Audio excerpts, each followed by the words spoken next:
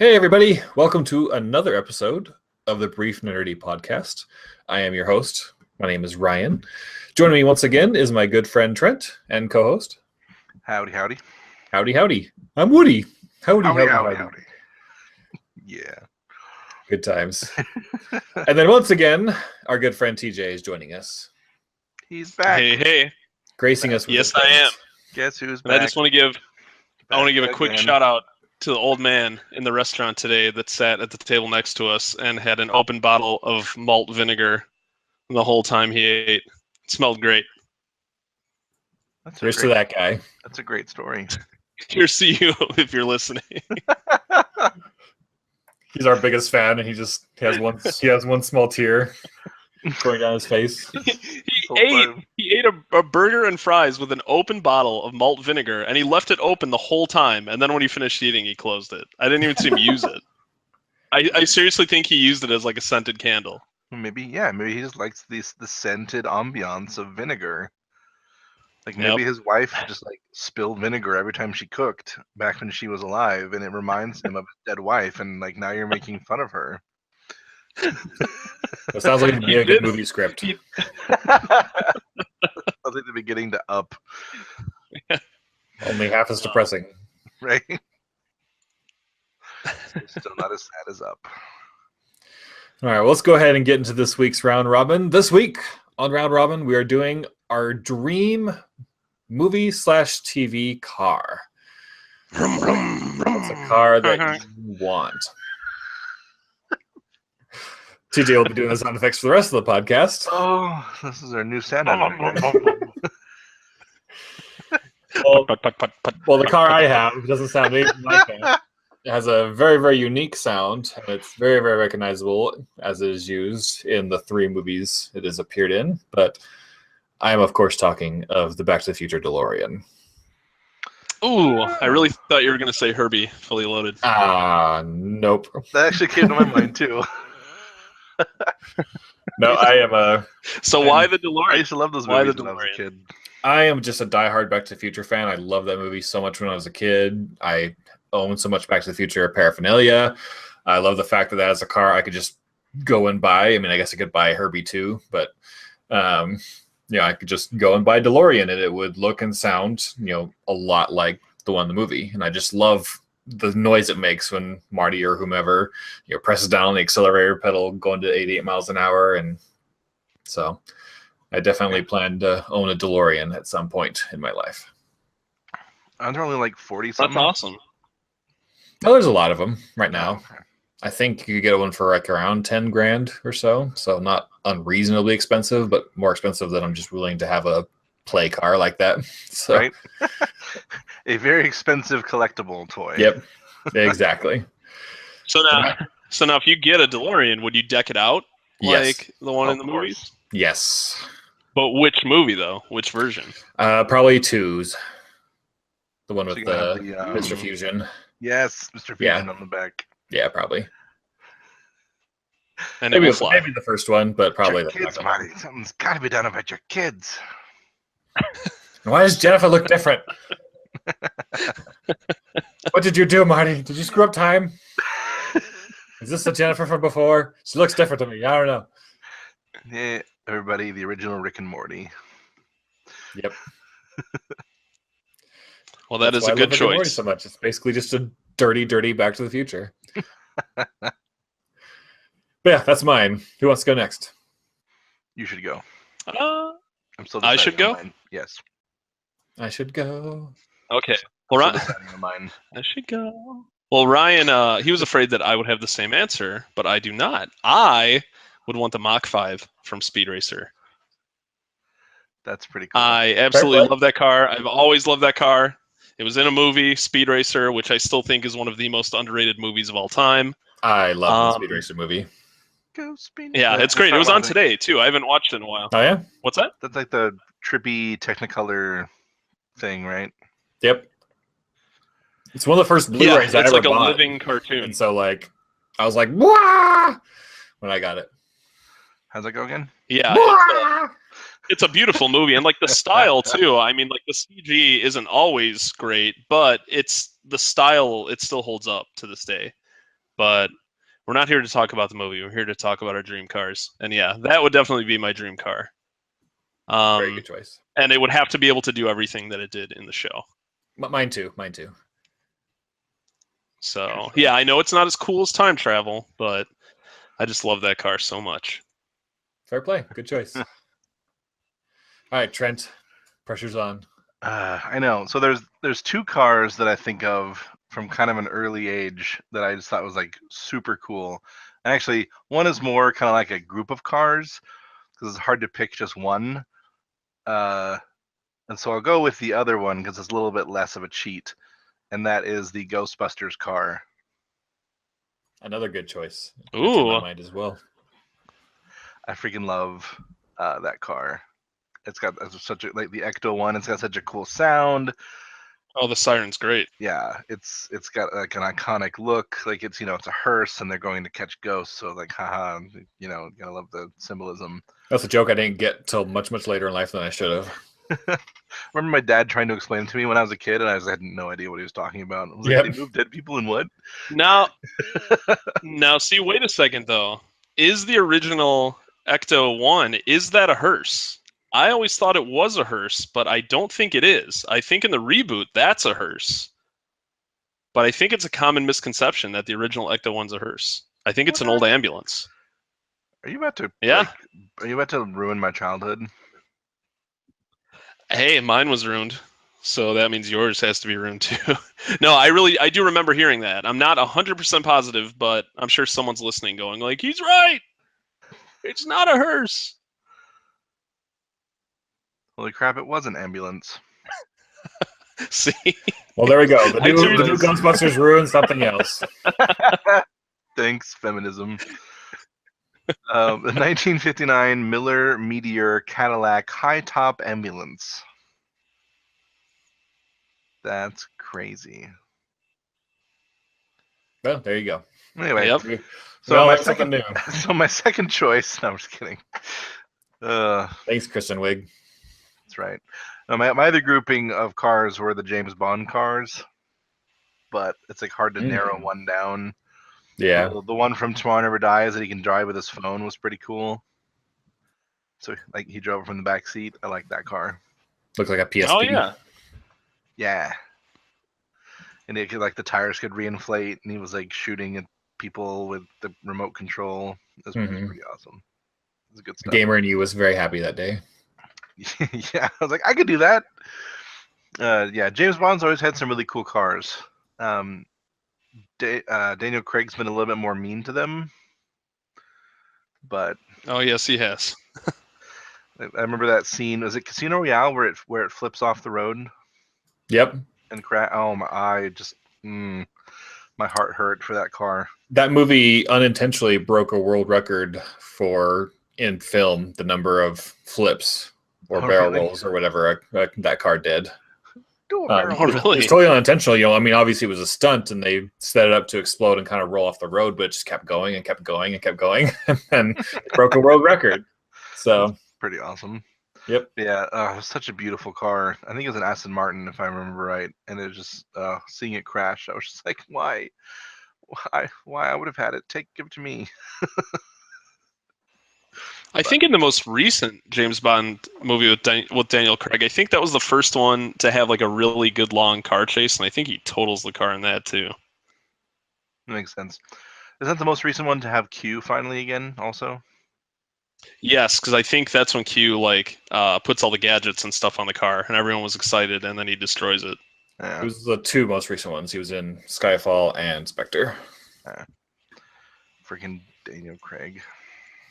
So kind of just on that note, this wasn't in our notes, but I just remembered it was an article I read earlier today. But the James Bond franchise might be getting Daniel Craig back at least one more time. Yeah. So, I don't hate him, but I feel like it's just time for a new Bond. I don't think so. I thought even after Spectre first came out, I'm like, okay, he needs one more, to kind of just round everything out. I've overall loved his tenure as Bond. I felt that, I mentioned before, that only Quantum of Solace was his only dud. And now that we have, spoiler, Blofeld in the Daniel Craig Bond universe, you know, having either him around as, you know, the villain one more time or something like that, you know, to just kind of more cap of finale to the Daniel Craig Bond saga, rather just kind of end on a note where it seemed like it was just setting up something again and then have it move to well, no, that's true. Yeah, that's a good point. What do you think, Trent? I don't care. After they got rid of Judi Dench, I'm not interested anymore. Best sad. M ever. Name one. You wanted other her to be the new Bond? Huh? Name one other M. You wanted her to. The old man that Sean Connery would talk to. So that's the thing. You can't name the other ones because she was so good. She was amazing. I'm not gonna lie. So. Metroid Other M. That's another one. You got the jokes. Suck it, Ryan. That's the name of the title. Other M. I mean, I wouldn't mind another, Daniel Craig Bond movie, but it doesn't really like excite me either. And I think they need. It's really, very like vain of me, but I think they need somebody younger. I wouldn't mind if they took Bond in a more campy, less gritty direction. I think that they proved the success of that model with Kingsman.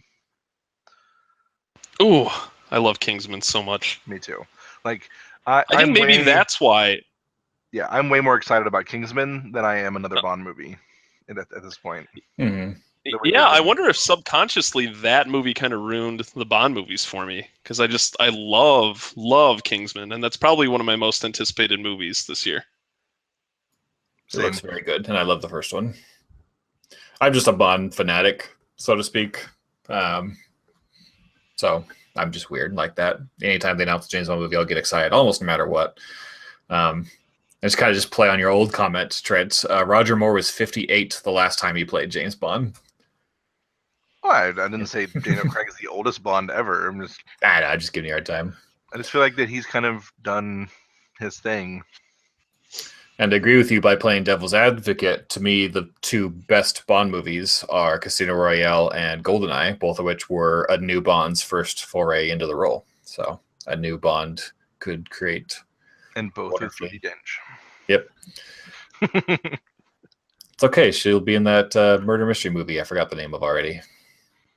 Is it the Orient Express? Yep, that one. Miracle on the Oriental Express. He is real. Wow. It was Santa. We need to get off this topic already. Well, another topic on segues is the PlayStation 5 maybe coming out in 2019 or 2020. Ryan, that might be your best segue yet. I know, right? Another topic. That is not as. You can use that for anything. Oh man! Trent set it up for me perfectly. He said we need to go to another topic, so that was my chance. So possibly a PlayStation 5 in 2019. Yep. Why don't you give your thoughts on this, TJ? Yeah, I think the last time I was on, we talked about it. Like, if consoles are just going to do like slow upgrades every couple of years, and then if they were even going to do a PlayStation 5, or if they were just going to do like another upgraded PlayStation 4. The one thing I'm kind of leery about with this article is, I guess the guy is that Michael Pachter. Yeah, Pachter. What? It's Pachter. Yeah, I feel like all of his predictions, he's famous for his predictions, but I feel like he's never right about anything. So you actually kind of follow him a bit. He's kind of right half the time. And so he's like an industry analyst, to where he's like, he makes predictions based on what he thinks like the best course of action financially would be for the companies at hand. And obviously they know more than he knows about specific things. And then also obviously sometimes companies don't do what's in their own best interest sometimes. Mm-hmm. So it's even less accurate than weather forecasting, is what you're saying. Yes, 100%. So, yeah, I would say he's right probably about half the time. But in this case, I can kind of agree with him that late 2019, early 2020 seems like a good time. Yeah. Of course, Sony hasn't said anything specific about it. How recently was the PS4 Pro? Last fall, almost a year now. Yeah. And is the Xbox One X out already, or no? It's this fall. Okay. Huh. Yeah, I don't know. I just feel like that's a very safe prediction, especially if you go into like late 2019, early 2020. I mean, that's due time. I mean, what year did PlayStation 4 launch? 2013. Yeah, so that's right around the 7-year mark. So yeah, that sounds about right. Let's see, how long was the last generation? Last generation was 7 years. So for Sony anyway, 8 for Microsoft. Remember when they were? Do you guys really feel like?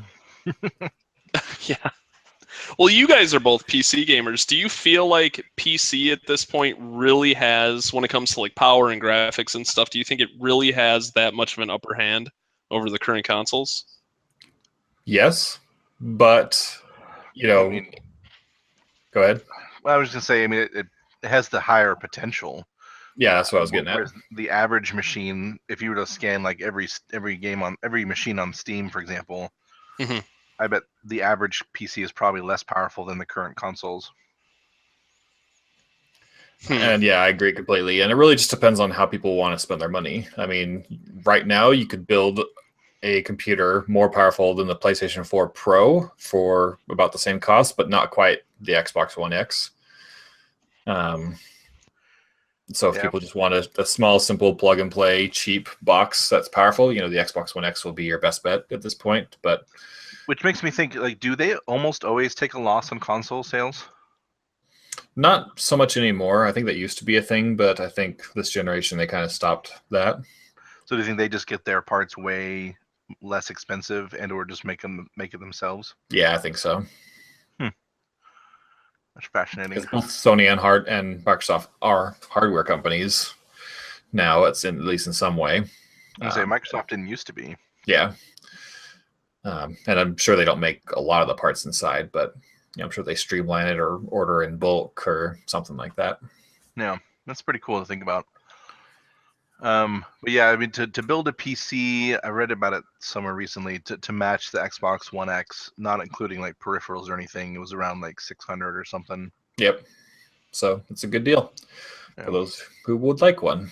And it is an interesting debate, how big PC versus console. I mean, to have a PC that, I mean, if you're, wanting to stay at least on the front edge of the tech wave, I mean, you gotta be upgrading every 2 years or so.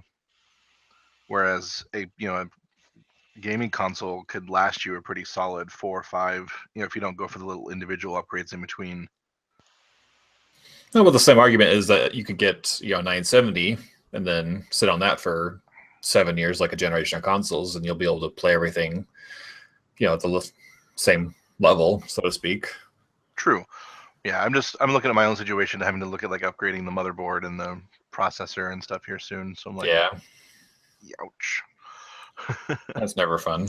Yeah, I mean, we may have talked about this before, but I can't really see a lot of console game developers like really focusing their development on like Xbox One X specs, like making that like their primary version and then a downgraded version for the other consoles. Like, I feel like it's going to be very similar to PS4 Pro, where it's just like, oh, okay, well, the games will run a bit better, look a bit better, but I really can't see it being like a night and day difference. And that's 100% truth. And that's something that kind of what you mentioned that PC gamers have kind of been living with for pretty much ever, because the developer is going to develop the game for the lowest common denominator and then just scale up from there. That's why I believe some of the more recent Destiny expansions didn't go to the Xbox 360 and PS3 versions, because the way they build the expansions, it just wouldn't work. Whereas the vanilla Destiny game, they had to build it so it worked on Xbox 360, the weakest of all the consoles that had Destiny. And so it held back the PS4 and Xbox One versions because of the way they had designed the game. If they could make it look a little bit prettier. Yeah. And I feel like it kind of, I mean, in like a similar realm, like there's so many people that see these new like 3DS games announced and they're like, why isn't this just coming to Switch? But it's like, you can't ignore the millions and millions and millions of people that already own a 3DS. Yep. And don't care. Like they go, oh, I already have the system, I might as well buy the game. Yep. And PC games for the longest time have had scaling graphical options for different types of computers and of different power levels. So I imagine there's got to be something similar that the Xbox One X can do, like the game programming will detect what kind of hardware, or I mean you'll just see less performance issues on games like Just Cause 3, for example, which were having lots of frame rate issues when there were lots of explosions on the screen. Mm-hmm. The Xbox One X probably wouldn't have any issue at all with that game. And one thing that I did like about Horizon, even though there's a lot I didn't, I'll talk about later. But one thing I did like about Horizon is that in the settings there was just an option that just basically said, "Hey, do you want 4K graphics, or just do you want a 4K resolution, or do you want good performance 1080p?" Even though I only had 1080p TV, it was nice to me to be like, "Oh yeah, I want increased performance on a 1080p TV." Yeah. And so just to have that, I thought was worth it for my PlayStation 4 Pro. Yeah. And this E3 did not answer the question I had going into it as to how are they going to market games going forward. Like, are they going to show the games only running on PS4 Pro and Xbox One X? And if so, like, are people going to be surprised at some of these games when they take them home for their standard PS4 or their regular Xbox One and pop it in and go, "Wow, this doesn't look like it did in all the commercials and stuff"? Like, I don't get how they're going to differentiate that and make that clear for people. Well, this kind of goes on to a topic that I could probably spend an hour ranting on, and that's the fact that both the PS4 Pro and the Xbox One X, their whole, I'm going to say it, gimmick is 4K, when I really don't think gaming is in a place to be ready for 4K yet. 4K TVs aren't widely adopted enough. Even though they say it's going to be 4K, it's going to take a piece of hardware a lot beefier than a $500 Xbox One to truly get good 4K graphics. And so I'd imagine that the game running in 4K on the Xbox One X will look just as good, if not, well, I would say almost every time it would look just as good in 4K as it does in 1080p, minus the resolution change, as far as like the actual shaders and textures and everything like that. Mm-hmm. And I feel like the fact that consoles haven't even gotten to a standard like 60 frames a second yet, or even just better textures and better shaders and animations and things like that, that we're pushing 4K way too early, in my opinion. But yeah, well, I think you might be right. Yeah, and I always, I mean, if you're looking at, a game trailer and expecting, that level of perfected, like, viewings. I mean, they make those trailers look the absolute best possible. So they can control the environment, so they can, turn off things they know they don't need, and it's all controlled. Yeah. So you always got to give what you're seeing a bit of a grain of salt. Yeah, but still, even when they show off the finished game, if they openly advertise this is the complete product, like it's not a special demo, this is the final version of the game, are they still going to show it on an Xbox One X? 100%. And not show you what it's like on an Xbox One? I would bet money that you only see Xbox One X and PS4 footage if you're looking at real gameplay footage ever. Yeah. Yeah, and I think you're right too. I agree, but I just wonder what that first game is going to be where there's going to be that much of a difference to where people go, "Whoa, this looks way worse than it did." But I honestly don't think it's going to happen, because I'm also one of those people that believe that whenever they show like a gameplay trailer and they say, like, this is how it's going to look, that's still like running on a PC, or like not like a PC gaming one, but their development computers that they're using to build the game, and not natively on a PlayStation 4 non-pro, Well, you would hope that every developer thinks about that, but I really feel like at least one developer is going to screw that up and just have that night and day difference game. Well, did you hear what happened this week with Sony and the Anthem trailer? No. It's not in our notes, but it was talked about on a podcast I listened to. But you guys remember the Anthem trailer from E3 this past year? They showed it at Xbox's conference.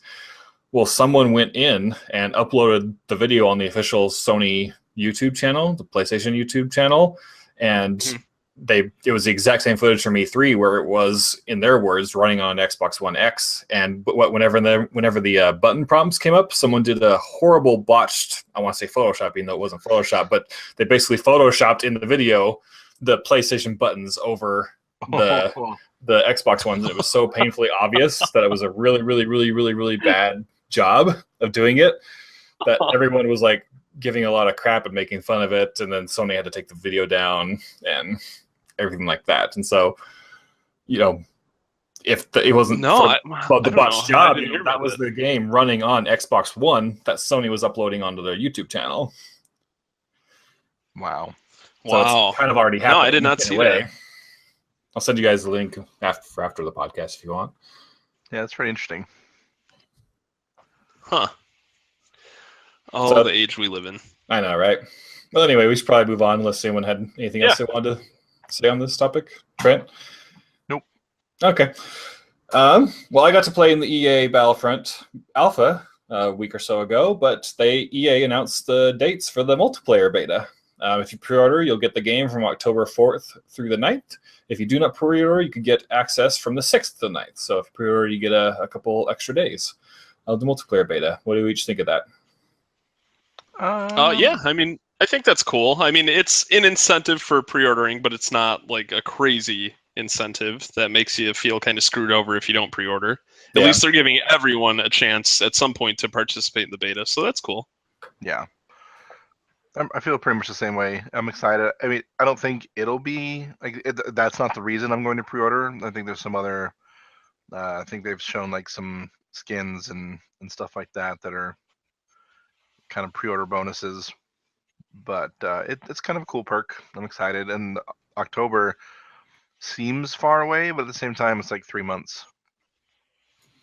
So, well, Destiny 2 will be out on PC around that time, I believe. So we may not even want to jump in. I think it's October 24th. Oh, that long? Oh, geez. For Destiny. Yeah, I think so. I thought it was just a month, not a month and a half. Oh, well, maybe not. I think we could make time for a game or two anyway. I'm excited. And I honestly got my feel from the alpha, and from the picture, it looks like it's going to be themed again. And so I don't know if it'll offer me anything different from what I played already, and not want to invest too much time in the matches before the actual game. You know, so my progress will actually keep when the actual game comes out. But if you guys hop on, I'll probably play with you all. So at least you, Trent, not you, TJ.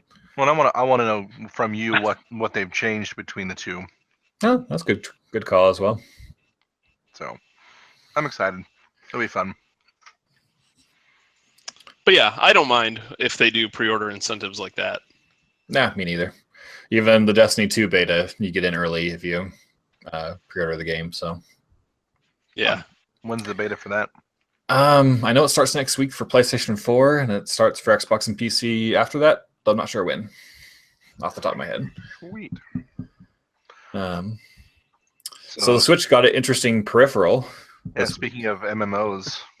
I love this. I love this so much. Go on.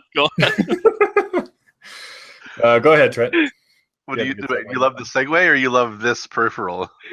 No, this peripheral. And I'll tell you why when you explain it. It looks so terrible.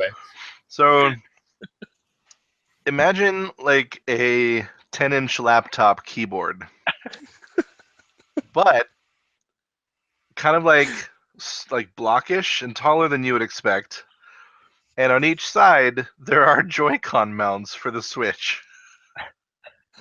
That's right. Woo! Your Nintendo Switch will soon have a joycon mountable keyboard. I don't know if you guys saw in the notes here, but I linked an Amazon page to a Sony PlayStation 2 controller that my friend legitimately had for playing Final Fantasy XI on his PS2 way back in the early mid-2000s. My gosh. He owned that and would play, and I'd go over to his house and hang out with him while he was playing, and then like he would be playing on that, you know, holding his controller and every now and then typing on the keyboard in the middle. Okay, so that controller, that is why I found this so funny, because GameCube had a controller just like that in Japan. It was for Phantasy Star. Yep. And I thought it was the funniest thing ever. I always wanted one. I still plan on getting one day because they're not as pricey as you think they'd be now. But they're still considered like a collector's item. But I always said when I was younger, I wanted to get that controller and become a Smash Brothers Melee pro and only use that controller. Like just go to Evo and then drop that sucker. Like roll up and roll up to competitions with like your emo hair and like pulling out this giant control out of your backpack. I'm ready. Hey, hang on, I need to type a blog of how I just beat you. I don't like. I mean, is this just a cultural difference? I mean, because to me, okay. So if you're playing an MMO, and chat is an important part of MMOs because it's very social. You want to plan like pick up groups and raids and clan chat and all that stuff. All that I get. I'm an MMO player on the PC. I'm used to all that stuff. So, but why do we need like specialized controller keyboards? That's what I've never understood. Like, why not have just like I don't know. regular Bluetooth keyboard right up in front of it? Yeah, that I don't see the benefit of having like this all in one, or compared to like a controller and a keyboard right next to you, because you can't really hold it while you type anyways. I mean, you're still gonna be typing with one hand unless you put it down. Right. So silly. Yeah, I loved on my Xbox 360. I loved, what did they call that? The keyboard that just plugged into the controller. I think it's just the chat pad, maybe. Yeah, the chat pad. I think that was it. Like, obviously, you're not gonna be like typing, QWERTY style on there, with all your fingers, but it got the job done. Like, I left that attached all the time. I love that. Yeah, so nice compared to just chatting. I actually had a wireless, just USB keyboard. I had plugged into the USB port at all times, just because I was so sick of typing with just the joysticks. But, yeah.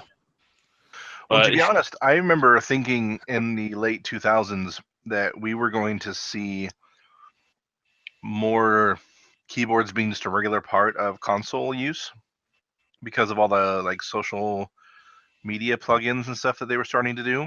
That Xbox 360 Facebook app. Right?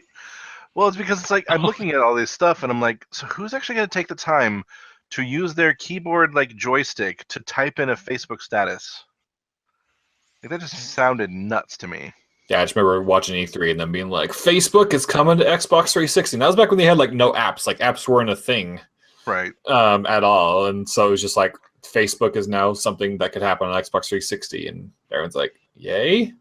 I can use my joystick to type messages because typing in my name already doesn't take for freaking ever.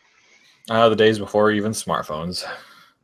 Yeah. Really, I mean, I gotta think the iPhone was out, but it wasn't widely in use yet, or at least apps weren't available. True story.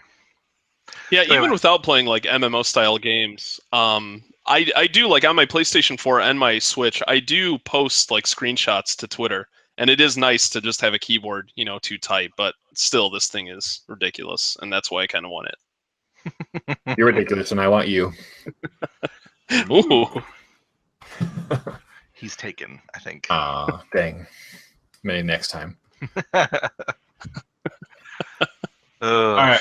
Well, PlayerUnknown's Battlegrounds, it's gotten a lot of attention in gaming media. I've come really close to buying it a couple times. I just need some people to play with, and then I will buy it. But they said something this week that I really, really liked. And they said that they are, quote-unquote, guaranteed to leave early access by October. Okay, the game will be fully released and available by October. Except not quite.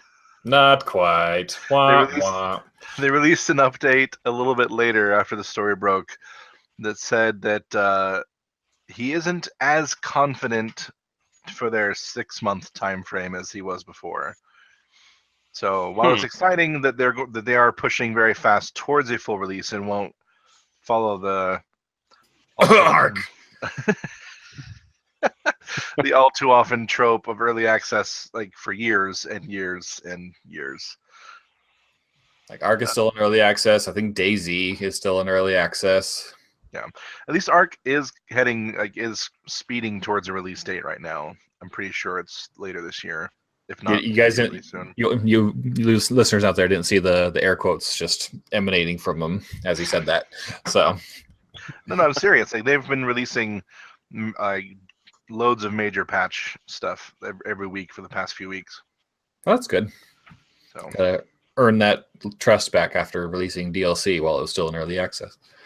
And they're doing a lot. I think they're finally getting their act together. I think they're finally recovering from the snafu from before and all that, controversy. But yeah, they're due to come out August 8th for their official release. Yeah, good for them. Yeah, it's about time. It proves that Stockholm Syndrome can work. I really do want to try that game. I've heard nothing but good things about it, and I've watched some videos on it, and it does look pretty entertaining. I can tell you some bad things, but I won't right now because it's off topic. I could too, but it's just not my kind of game. So anything I say is pretty much null and void. But they have been doing quite a lot to give free content and to really, like, I think in their last 3 major patches that they've released, like with their major version numbers, they've had like 1 or 2 content stuff, and then they've had just like dozens and dozens and dozens of optimization fixes and patch fixes, like bug fixes and things like that. So it seems like they're finally, because for a while, like, they were stuck with this, here's a new dinosaur, here's a new this, here's new tech, here's all this exciting stuff, and everyone's like, your game is still broken. Fix your game. Yeah. I don't care about my new dinosaur if it's going to fall through the world again. Like, after I tamed it for 8 hours. So yeah, anyway, so dumb. It's getting better. Some friends and I are actually playing on a Scorched Earth server right now, and no one has lost a dinosaur through the world yet, which is exciting. Baby steps. I love that sentence. Like, that was a huge problem in our last server. Like, you log in and you're like, I wonder which of my dinosaurs has mysteriously disappeared today. So speaking of early access, there's a game called Fortnite. Oh my gosh, it looks so good.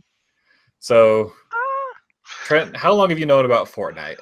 I actually, I know that I probably saw something about it at E3, because that's where this trailer is that I've been seeing everywhere today. Mm-hmm. But for some reason, it's been popping up in my suggested posts on Facebook, and then a friend of mine shared it in our gamer group.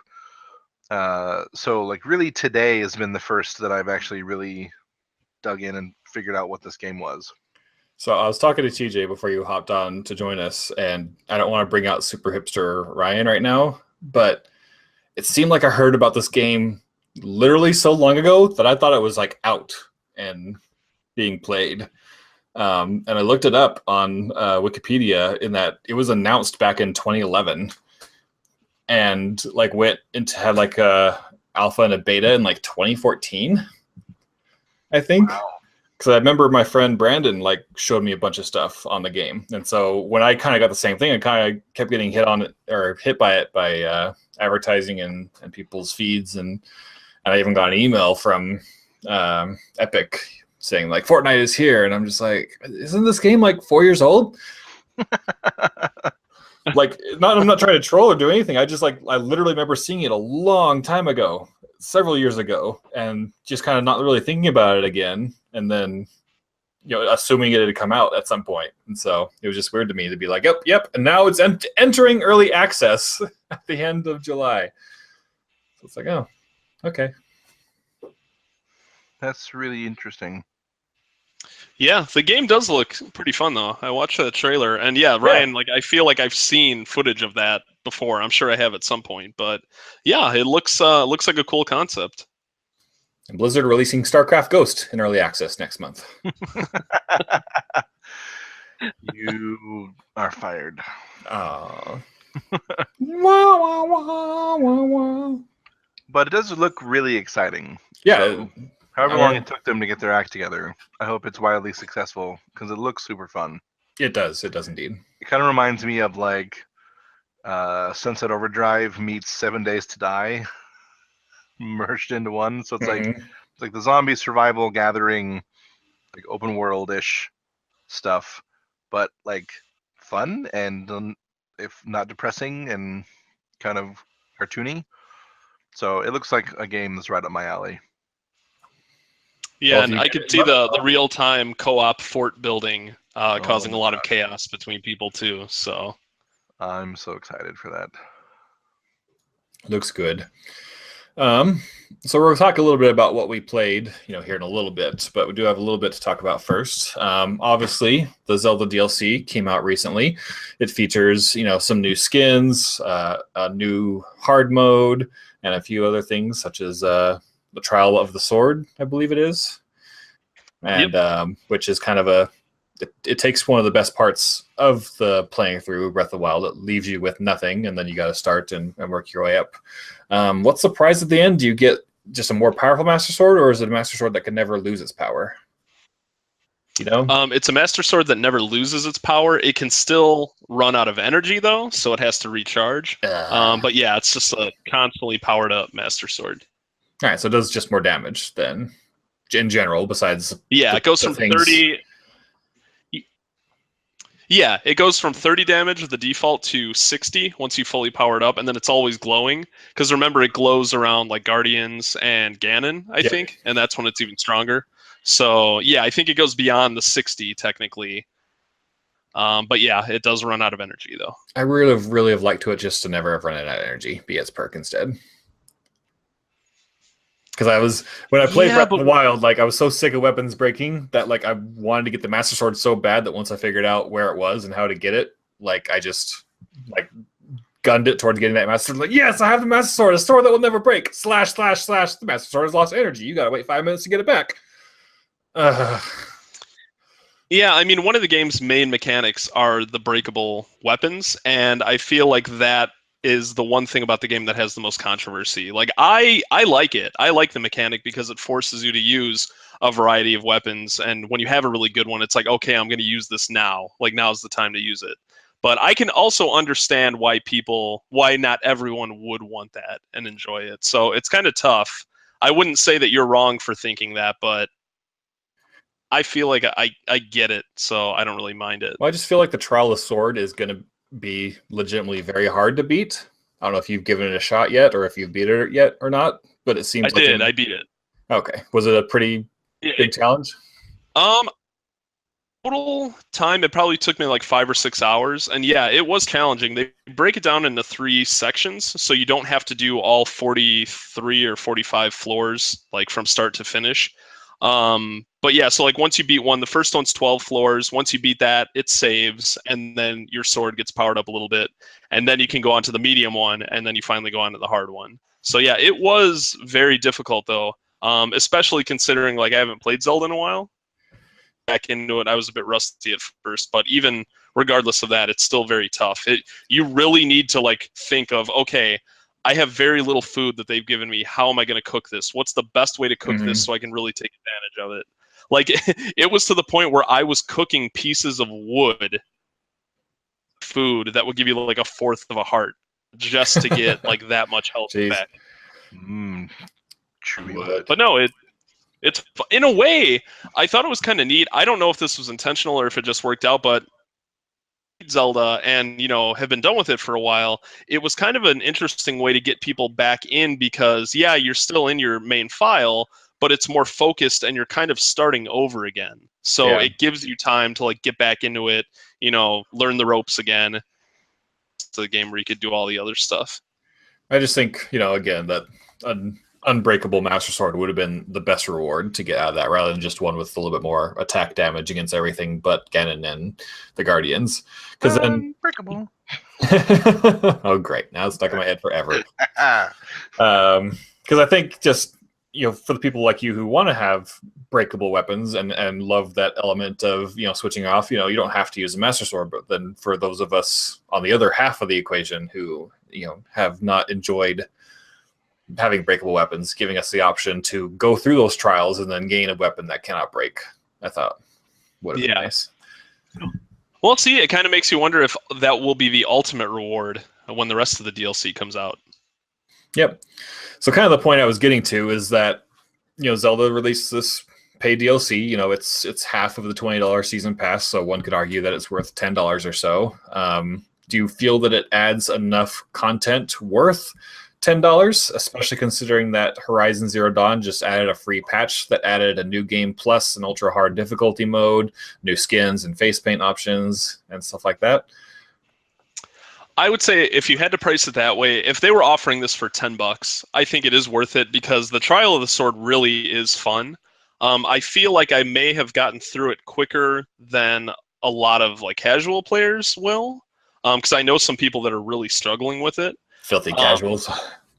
Yeah, but yeah, I would say it's worth $10. But I guess I don't agree with all of the content being locked behind it. Like I forget the name of it, but the map where it shows you the whole outline of everywhere you've been. I would have loved to have that. Yeah. Yeah, that is a really, really cool feature because I looked at the map and there were big areas that I just never went to. And so I went to one of them and I ended up finding that giant horse that's like way bigger than every horse in the game. So I never came across that on my own. And the only reason I found it now is because I was like, oh, I've never been to that section of the map. Nice. So, but that's a cool feature, but I also feel like that should have been available to everyone. Yeah. Like, I don't think that should be locked behind the paywall. Because I do like when games do that, where it's like, hey, we're going to release some free DLC alongside this paid DLC. So everyone gets something new, but if you want something even more, you know, you can buy this. I agree. Yeah. What do you think, Trent? And the map, I would say out of all the new DLC that they added, the map is probably the one for sure thing that I feel like everyone should have access to. Yeah, I mean, it hasn't pulled me back in yet. I don't know if I will be buying it, to be honest. Or at least not right away. Mm-hmm. That's the thing. You can't buy it alone. You got to buy the pack. And so this fall, they'll be releasing story content. And even though you didn't finish the story, that's something I'm obviously a little bit more interested in.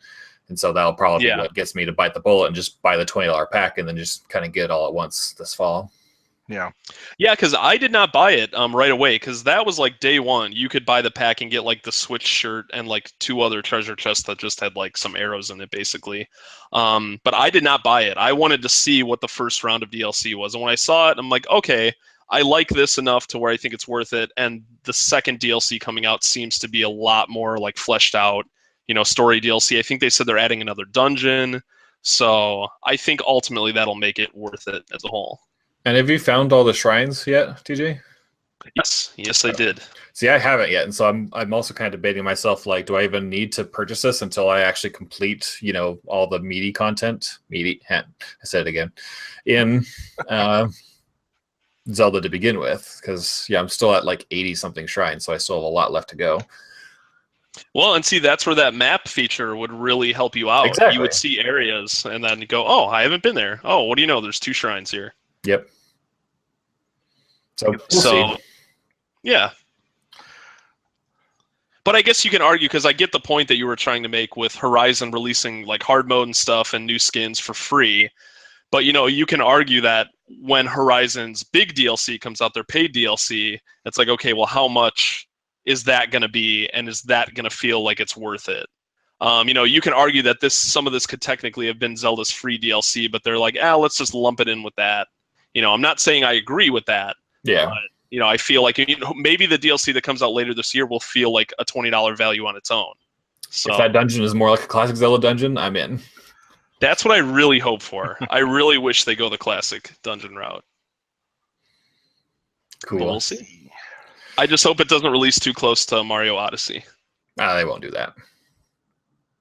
Hopefully not. You never know with Nintendo sometimes. No, I think you never know with Nintendo all the time. So I got to ask just kind of a general Switch question for you guys.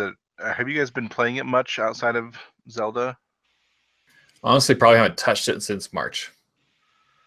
Ouch. Yeah, I've noticed. I have you guys on my friends list, and I see. La la la la la. Yeah, I still play mine quite a bit. I've gotten a lot of like the downloadable eShop games and stuff like that, so there's enough that's been keeping me busy. Nice. Do you find yourself playing mostly in handheld mode or in like on the TV? You know, a lot of people have been talking about that now that it's been a few months, so it's, you know, people have had time to kind of like get used to it, you know, the functions and all that. But I really feel like I play it like a 50-50 split. Nice. I really do both. So I know there's a lot of people I've been hearing on other podcasts that say like they almost never play it docked.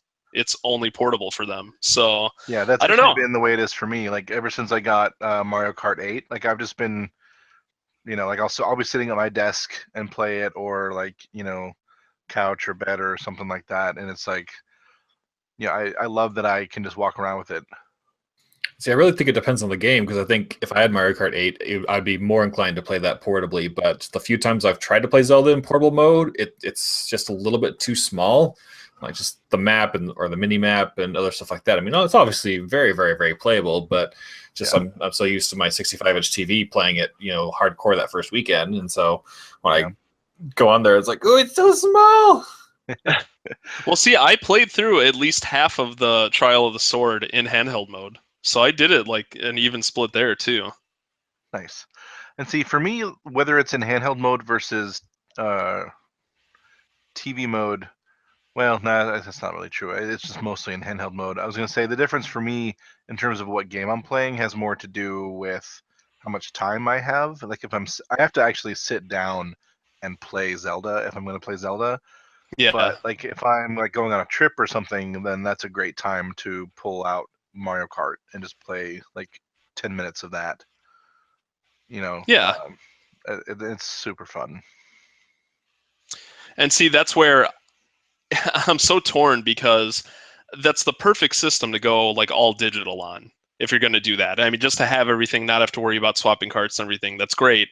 But on the other hand, I'm so happy that they brought carts back for a console that I feel like I have to go the physical route whenever I can. Plus, usually it's cheaper anyways. I would love to go all digital, but I still don't trust Nintendo that... What's that? I said I would love to go all digital. I just still can't trust Nintendo that, like, if my Switch broke, I'd be able to re-get all my games again when I logged in my account, like on a new system.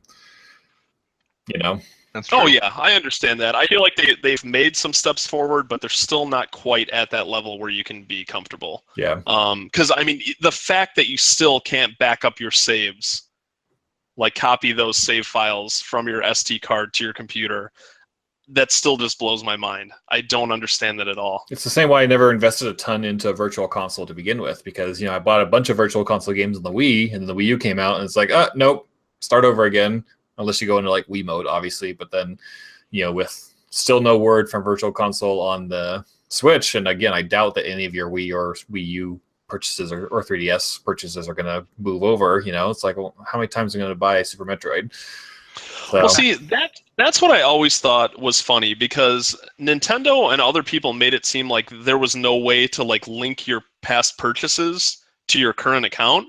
But I don't know if you guys realized, when you owned a Virtual Console game on Wii, if that game came out on Wii U, you would get it for like $1 or $1.50.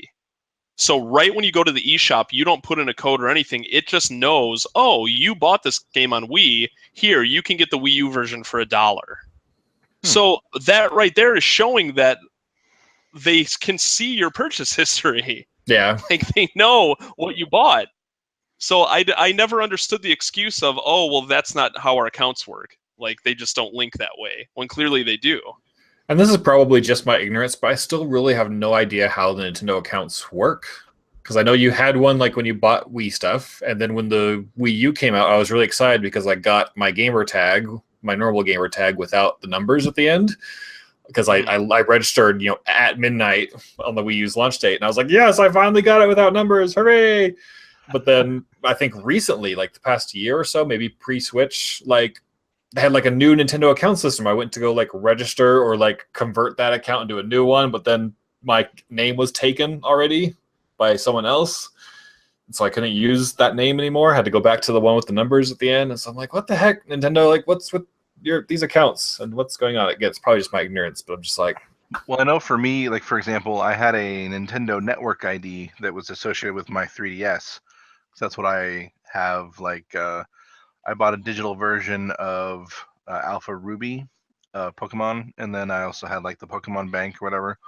And then when I got my Switch, they're like, here's sign up for a Nintendo account. And I'm like, wait, I have one already, but it's not accepting my credentials. And apparently Nintendo account is not the same as Nintendo Network ID, and you can That's probably it then. you can link the two of them, because I have them linked now. Yeah. But then that's with the Switch, but it's not the same as your old Nintendo Network ID. And I'm pretty sure the 3DS and the Wii U had the same Nintendo Network stuff, but now the Switch has the new Nintendo a Nintendo account. So that's probably what happened to me then. So yeah, either way, I lost my name. So it's super confusing, and I think that's part of their problem is that they keep changing the way that they do their online stuff. Yeah. But I'm too much of a all digital file anyway, wherever possible. So like I have the cart for Breath of the Wild because I got it when I got my Switch. Mm-hmm. But Mario Kart I downloaded, and I plan on downloading all future titles because I bought like a 128 gig SD card for it. And it just always keeps Zelda in the slot. Exactly. And that's what I do right now with my 3DS. Like Pokemon Sun is in there. I technically also have Pokemon X, but Alpha Ruby and the other ones that I plan on downloading are all going to be digital. Yeah, but see, like that's the thing. I've been buying games physical whenever possible, but there's some games I have that are like quick pick up and play games that I feel like I would play a lot more if they were downloaded, like Puyo Puyo Tetris or like Binding of Isaac. But like even both of those physical copies, they came with bonuses. Like Tetris came with like keychains and stickers and stuff, and Binding of Isaac has like an instruction booklet and some other stuff. So it's hard for me to not go physical. And I wish you could get those things with either the like digital versions of those, or like be able to buy them separately from the game, because I think those are just ways of propping up a dying medium. Personally, Yeah. But a lot of people made fun of Mass Effect Andromeda for that, but the special edition Mass Effect Andromeda didn't come with the game. It was like a $200, and it came with a really big RC Nomad car you could drive. One that even had like a webcam on it that you could see from your smartphone and stuff. That's pretty cool. And it was $200 or $300, but it didn't come with the game. And people were like, "What the heck? Why does it not come with the game?" And EA was like, "Well, like, which version of the game are you gonna buy? Are you gonna buy it on PS4 physical? Are you gonna buy it on PS4 digital? Xbox One physical, digital, PC?" You know, it's like, well, see, we'd have to create a bunch of SKUs for each one, and what people want to have it digital. Well, these companies probably don't do this for the sake of avoiding confusion, but I would love to buy a box with all the extra stuff in it and a digital code. Like, I would not mind just having the box propped up on the shelf to go, yeah, I have that game, but I have it digitally. Ditto. Yep. That would be awesome. Agree. I would love that. But I feel like then, if you're going to still sell physical, then in the store, it's like, how do you differentiate between the two? And for people like us, I'm sure they would go, oh, okay, you look in the corner. This is digital. This is physical. There's the difference. But for the average consumer, so many people would be calling in saying, I bought this and there's no game in it. Even though I don't think it will ever happen, I would love to see the day like current Blu-ray releases, where it comes with the Blu-ray, the DVD, and a digital copy. Like we talked about, possible PlayStation 5 coming out. You imagine you buying a PlayStation 5 game, you get the PlayStation 5 version, a PlayStation 4 version, and a digital copy for a PlayStation 5. Yep. They'll never happen. Yeah, but then you have the whole trade-in market though. So it's like you get the physical and digital, and then you just trade in the physical. Exactly. Which the only game I know of to do that was Mighty Number 9, and that was exactly what I did. I bought it, played it, and I'm like, oh, okay, I really don't like this game, and then I traded in the physical copy, and I still have the digital one. Yep. Yeah. I don't know. I'm not a big fan of the trade-in market. I know obviously millions of people are, but I just want everything digital. I'm tired of carrying stuff around. Like, it doesn't make. I'm just I'm a huge digital sellout, I guess. Well, it's just there's so many games that I would buy digital if I could get like my Gamers Club discount or like the Amazon Prime discount. If I can get digital for those prices, I would do it for probably at least half the games I buy. They need to do what, and this is obviously not the exact same thing because they're both digital, but Audible and Kindle are both owned by Amazon. And if you buy a book that is available in both versions, you can get the other one for like $1 or something crazy cheap. And they will actually, your progress in both are linked between the two apps. So if you're listening to it and you hit pause and you launch Kindle, it'll actually open to that part of the book. And so I would love to see something, I think it's called like Whisper Sync or something like that. I would love to see something to the effect of like, if you buy the physical copy, you could buy the digital copy for like $1 or $2. Like, it gives you that would be cool. like a coupon code or something in addition to the physical cartridge. Do you guys want to know something really, really funny? This is what Microsoft proposed back in 2013, and everybody bit their head off about it. Oh, I know. Trust me, I was all on board with Microsoft, but I guess I wish that they had just pushed on regardless.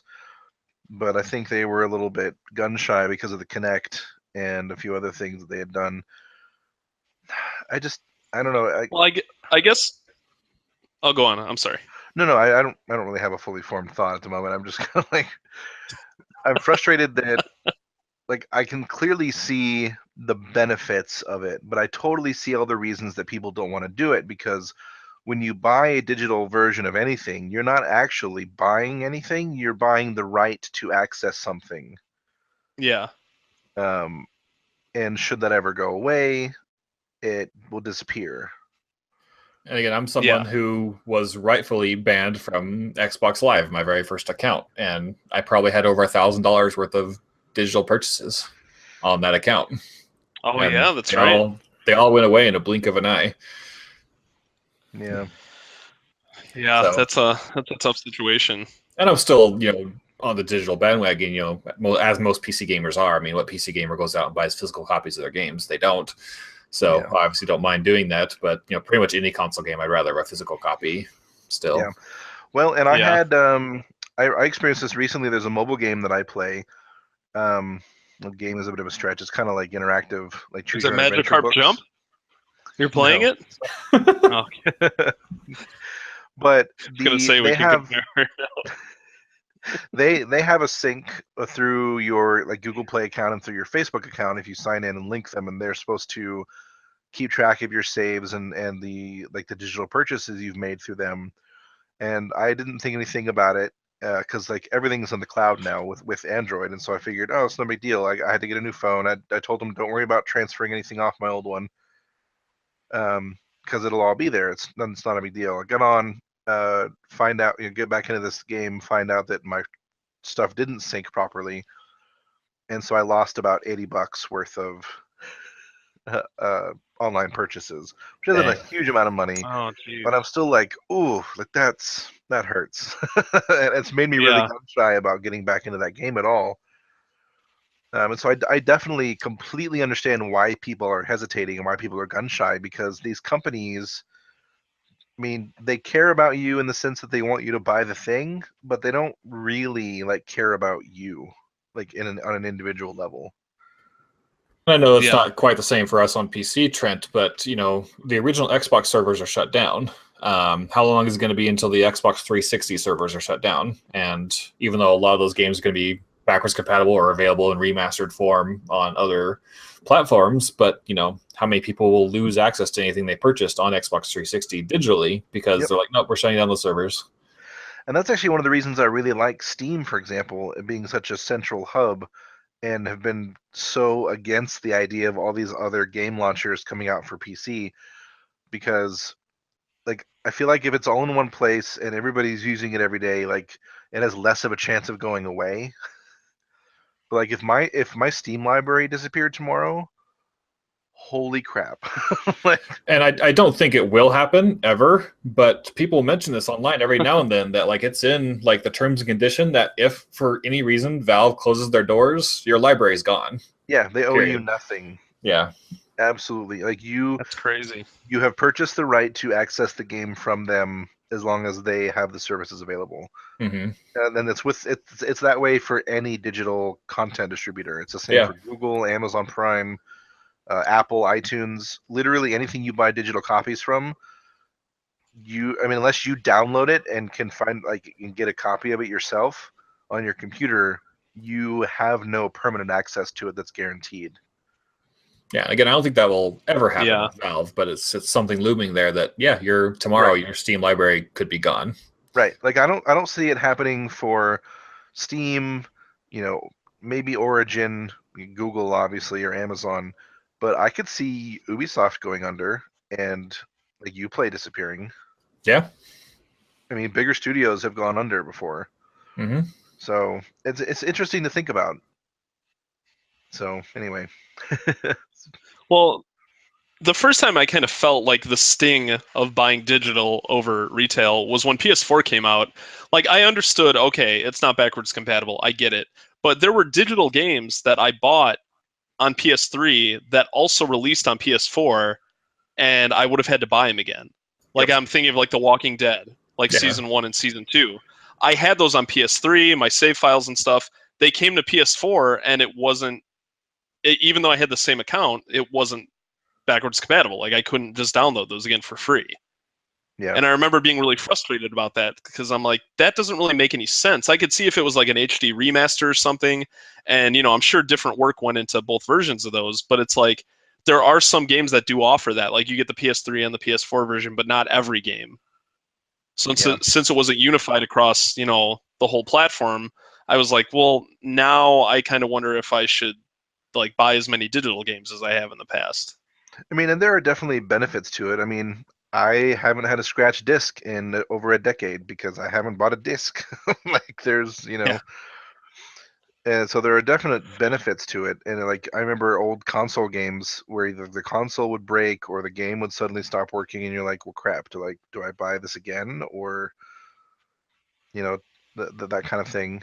So yeah, it's an interesting thing. I think one of the things that we're heading towards that I think will be a kind of a boon for this is that with the whole Microsoft possibly moving towards just a single console version, quote unquote, which is better hardware going forward. Mm-hmm. And like kind of like the iPhone model or the Android model where like, this app is supported by this many generations of Android, iOS. Yeah. Type stuff. And I could see that being a better way of, backwards compatibility, playing all the games you own and then not having to worry about being locked out by console type. So Yeah, and like on kind of a different note, with the whole movies thing, like I don't really buy nearly as many movies as I used to, but one thing that will push me over the edge is if a movie comes with a digital copy. But there's so many different platforms for these digital copies for movies that it all depends on the studio that releases it. Like, I have a ton of movies on iTunes. Like, that's just my preferred digital method for movies, but not every movie that has a digital copy is for iTunes. There's like Voodoo, and there's Ultraviolet. There's just all these different things, and you have to have all these accounts and all these different logins. It's like my TV in the living room has some of those built in, but not all of them.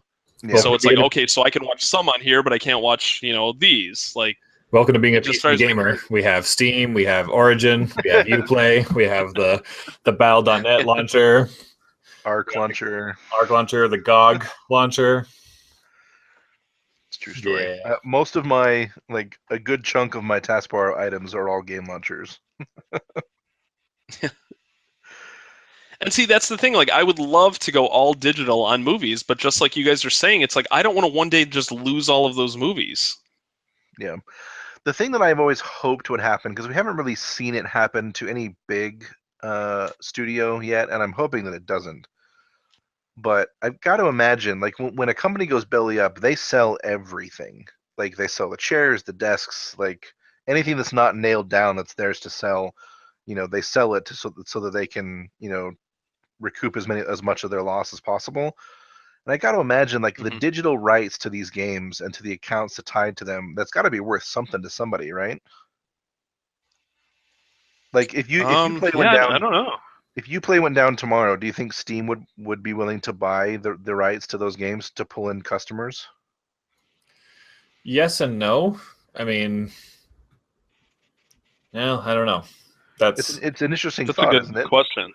Yeah, it is. I just don't know anybody who games on a PC that doesn't have a Steam account and has like a Uplay account. I'm sure there are some that exist, but I just don't know how large that number would be. Well, and maybe not like new customers, because I can't imagine, that there's anybody that plays just The Division or like, just Assassin's Creed on their computer or something. Yeah.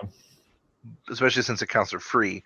But it would be a good PR move for Steam. Like, imagine the amount of like goodwill they would get if they bought all those up and then allowed you to have them in your Steam account. Yeah, it's true. We could hope that something like that happens. Yeah, but that's once again, it's one of those things. It's like it's not guaranteed to happen. Yeah, for all we know, Valve could be like, "Meh, screw you, Ubisoft for not putting your games on our platform." I mean, even though Ubisoft does, but they're like, "No, you guys, not EA. You wanted Origin, you wanted to have all the profits, so no." Because Steam gets 30% of every sale. Yeah, that's huge. So all those games that are now in Steam's library that your EA account transferred over, that's them hosting the service for you and letting you download the game from their servers, where they get like no money from that. So, I mean, it would just be a PR move if they were to do that. Yeah, for sure. So we'll have to see. All right, we kind of went off to a tangent there. We're getting close to time but here. But it was a good tangent, though. It was a good tangent, I will admit. Do you guys know what's happening this Sunday? Sunday. It's winter in July, right? Winter in July, indeed. Yep. Winter is here. It will be. But yes, of course, for all the super vague, I'm sure none of you figured that out, but that Game of Thrones season starts on Sunday. Oh, that's what you were talking about. What a twist. I think it's safe to say that this may be each episode may be a topic of discussion every week on the podcast. Since, we'll have seen it the previous day and then come in Monday and record the podcast ready to talk about it. Well, now I'll have to watch it. You don't watch Game of Thrones? Casually. Oh, Here and there. I dabble. Oh, man, TJ. Oh, That's here okay. you are telling us to watch The Leftovers and you haven't even seen Game of Thrones. Hey, I watched all of Breaking Bad. All right. It was the best show ever. I'm working on it. I got a huge spoiler dropped on my head last week by our guest on accident. Yes, you did. You never know. That's true. He could be. He wasn't. Oh, thanks, TJ. I was trying to save it, but no. I mean, don't get me wrong. It's not like the biggest spoiler in the world because it's kind of like the Titanic sinking. I mean, I imagined from the basis of the show that he was likely to, but. Well, we technically don't know he's dead. He could be alive. Whatever. I need to keep watching. That's all I know is I need to keep watching. So we're done with the first season, which I'm excited about. No, but yes, Game of Thrones. Oh, wow. Be excited for it. Yes. Yeah, do you want to just talk a little bit about the first season, if you don't mind a quick aside? First season of Breaking Bad? Yeah. Sure. What about it? Just give your thoughts. Just a small, short review and what you're looking forward to, if anything. It didn't really feel like a whole season. I mean, it was only 7 episodes, but not even just the length. Like, it didn't feel like it had an arc to it, really. Mm-hmm. It's a good narrative so far, and I like a lot of the characters. They all seem very interesting, and I like especially the scene by the pool where he's talking to his cop brother-in-law, about like, because they're kind of exploring like the weird arbitrary nature of what we legalize and demonize as a society. So I thought that was some good social commentary. Mm-hmm.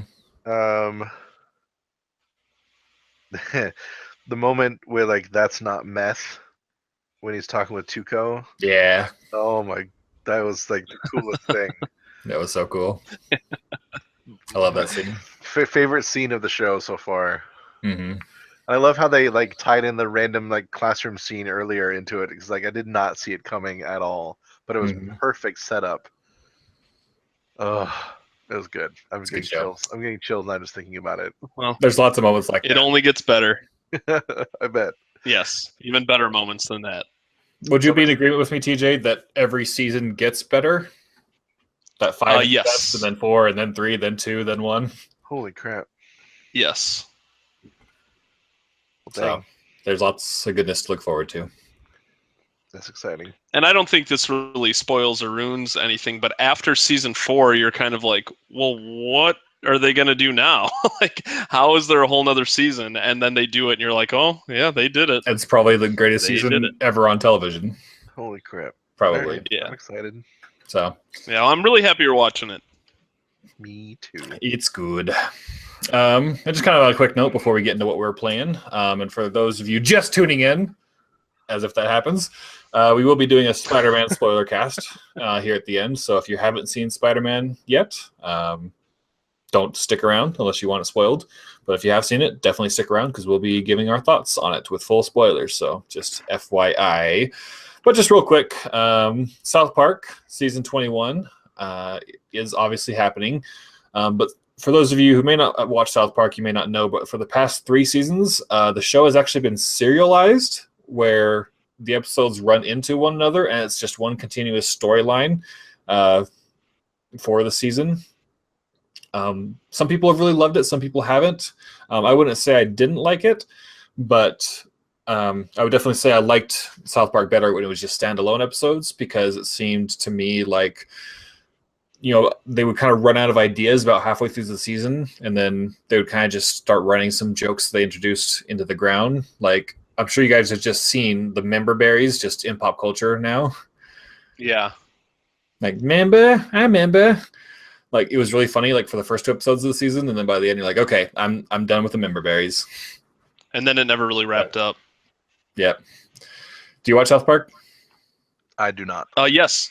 Oh, yes, I do. Sorry. Well, I was asking both of you, so which is fine. So I'm excited because they've said that season 21 will have less serialization.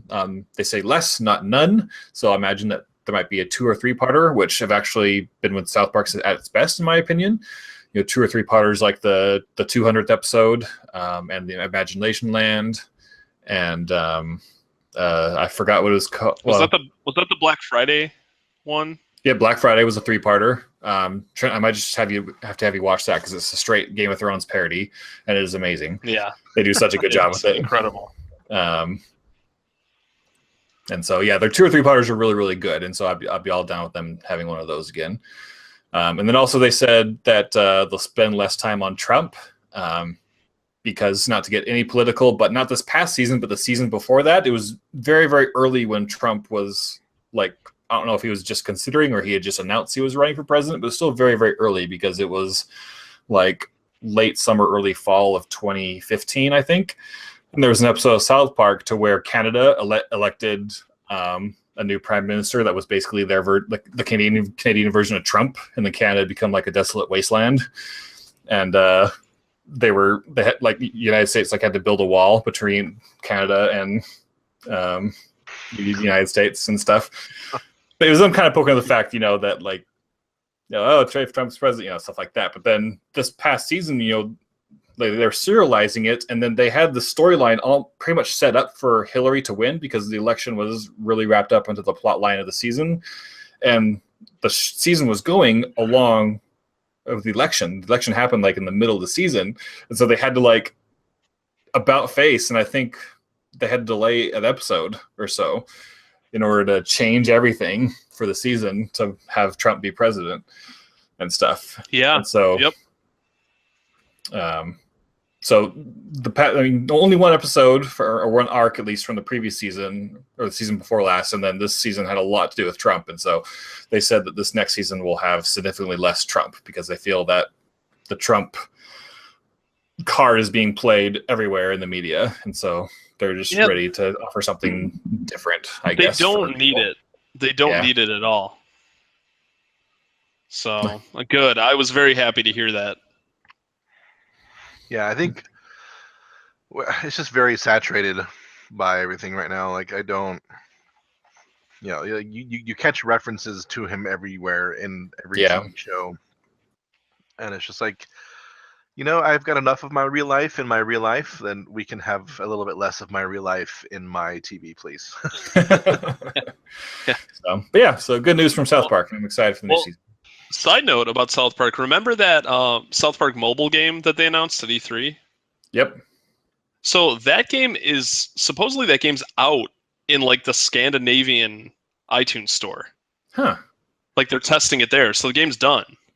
And it's in full English and everything. So yeah, because I was like, oh, okay, I wonder if that kind of delayed the progress of the console game. But yeah, I didn't think that game was anywhere even close to being done. But I'm assuming it was finished when they showed it off. See, it makes me funny because I wonder how that game's going to turn out, because there was an episode of South Park where they just destroyed like the freemium mobile model. Yeah. Do you remember that episode? Yeah, I do. They That's right. Railed on it hardcore, and how it like took advantage of people's gambling addiction weaknesses to release endorphins to get them to spend more money, and they didn't need everybody to spend money, but you know, 0.5% of players that were whales, so to speak, you know, would. Yeah. So like the creators of South Park just rammed that subject really hard and basically made the entire mobile industry look bad for it. But then I was like, when they announced that game at E3, I was like, yeah. I don't know how the game plays or how the free-to-play model works, if any, but I'm like, oh, I hope you guys aren't inserting your shoe in your mouth, foot in your mouth. Yeah, that's actually, it's kind of funny, like the power that like a cartoon can have, like as a social commentating, you know, stuff. And I think that's pretty cool. Yeah. It's actually interesting. I was thinking about that the other day when there's this new app that's kind of like Pokemon Go, but for like magic stuff. It's called Magus or something like that. And I went and looked at it, and it's in beta right now. And they want you to pay for a beta key, and I'm like, no. Yeah. So yeah, I was hoping we were getting away from stuff like that, but apparently that market is very much alive and well. Yeah. Well, you guys will be happy to know that I have not spent a single cent in Magikarp Jump. Woo! Yet. Good job. No, if I haven't by this point, I won't have to. Are there microtransactions in that game? There are. Huh. I did spend $10 in Pokemon Go. I think that's literally the only time I've ever done that before. Done any free-to-play, pay for extra stuff. Yeah, I think I spent $3, $3 or $4 in Pokemon Go. I've spent, and this is total like an all of mobile gaming. I've probably spent $200 or $300. Yeah, there you go. So I just thought, I was having such fun with Pokemon Go and loving it so much at the time, that first few weeks, and so I was like, this is more than worth $10 for me. So I just a lot of mine are like the re-release of like the Dragon Quest games, and they're like $8 or $9. Oh, okay. Yeah, I don't count like games I buy. I've only counted like free to play microtransactions. Is what I meant for my $10. Yeah. I still haven't bought Mario Run. We'll see. In Pokemon Go, like that game kind of stands on its own because that's a very social game. I mean, you're physically going out there and like interacting with other people, and the fact that it accomplished that, it's like, yeah, I think that's totally deserving of at least a couple bucks from everyone. Oh yeah, I mean, I definitely I've spent probably $50 or so ish dollars on Pokemon Go, and I still play it. I think it's super fun. I also wanted to, at the time, support Nintendo doing mobile games. Yeah, more often too. So, I'm more likely to throw money at something even if I don't really need or want it, if I want to support that business action. Kind of what I mentioned a long time ago in the podcast about the Super Ultimate Edition of Mass Effect Andromeda, to where it was $30 extra, and all it did was come with 20 weeks worth of multiplayer packs, which I didn't use because I didn't play multiplayer that long. But at the time I was like, I want to support Mass Effect, but then it didn't work because it's iced for now. Sad. You should have bought Mass Effect, TJ. Then it wouldn't have died. It's your fault. I can just see them in the boardroom. If only we sold one more, just one more. But yeah. Oh my gosh. Those brief Nerdity boys didn't do a good enough job to convince that TJ Harris. Dang it. You only got him to watch Breaking Bad. We were going to give them all this free Mass Effect stuff if they could just convince him, but they didn't. So TJ. Throw it in the garbage. It's just all your fault, man. It is. I do want... I'm going to get off into another tangent here, but I do wonder, everything has that breaking point. Like, what is the amount of copies that they would have needed to sell? Like, the exact amount of copies. Like, what number would have just put them over the edge to go, okay, we're going to continue this series? Like, there has to be a number like that for everything. Yeah, I agree completely. Just we have no idea how well or badly it sold. That's the only problem. Because then it's like, okay, you figure like, all right, if they sell, I'm just going to throw a number, 100,000. So what if they sold 99,999? would that still have counted or no? So it's like, okay, well, if that counts, like, what if they sold 999,990? Would that still have counted? Like, there has to be that point, and I just always find that very interesting to think about. Like, everything has that point. I've got to imagine that But what is it? I got to imagine that they've got like threshold levels. And games are interesting, especially while there's still like a physical retail aspect to it, because you've got like copies shipped versus copies sold. And so I'm always wondering like how they do all the calculations for that. Like, do they care? Like, do they still get even more money after Best Buy sells it, or are they done when Best Buy buys it from them? I think they're done. And then it's just the fact of if Best Buy sells through, they'll order more. Right. And I know that also retailers have an agreement to where if they have like 100 copies of Mass Effect Andromeda sitting on hand, like they can send them back. They could return them as well. Yeah, or true. If they drop the price down to $30, or like, let's say EA decides to drop the price, officially of the game down to $30, then Best Buy would too, but then EA would reimburse them some of the difference. So that Best Buy would still earn a profit off the copy of the game. Yeah. Because you got to imagine, like, I wonder if any of the finance guys have ever been like, hey, go send the intern and buy one more copy from Best Buy this weekend. Yeah.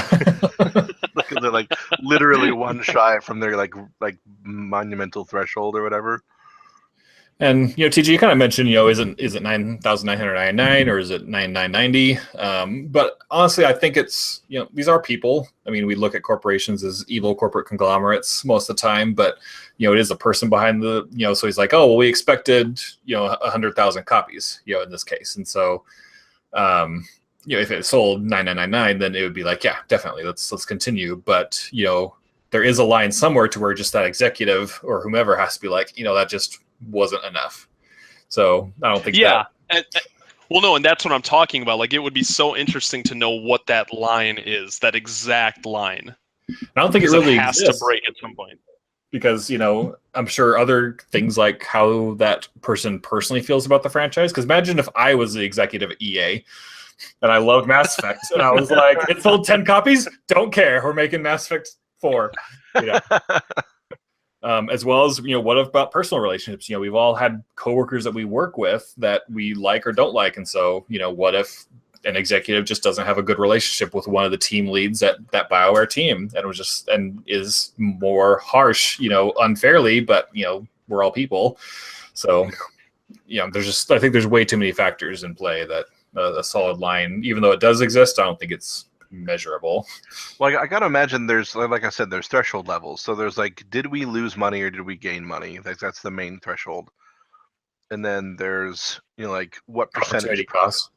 What percentage profit did we make? And like I gotta imagine the goal is like, I'm not a salesperson, but I mean I'm assuming you'd want to make at least like 150% back on your investment. Yeah, and you have to think of opportunity costs as well. Even if you break even, right? It's like, yeah, we broke even, but we just spent 5 years breaking even. Yeah, right. So exactly.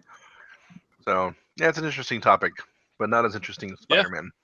Not as interesting as Spider-Man. So we're getting close to our Spidey spoiler cast, if you guys are tuning in. But first, we're just going to quickly go over what we've watched and played this week.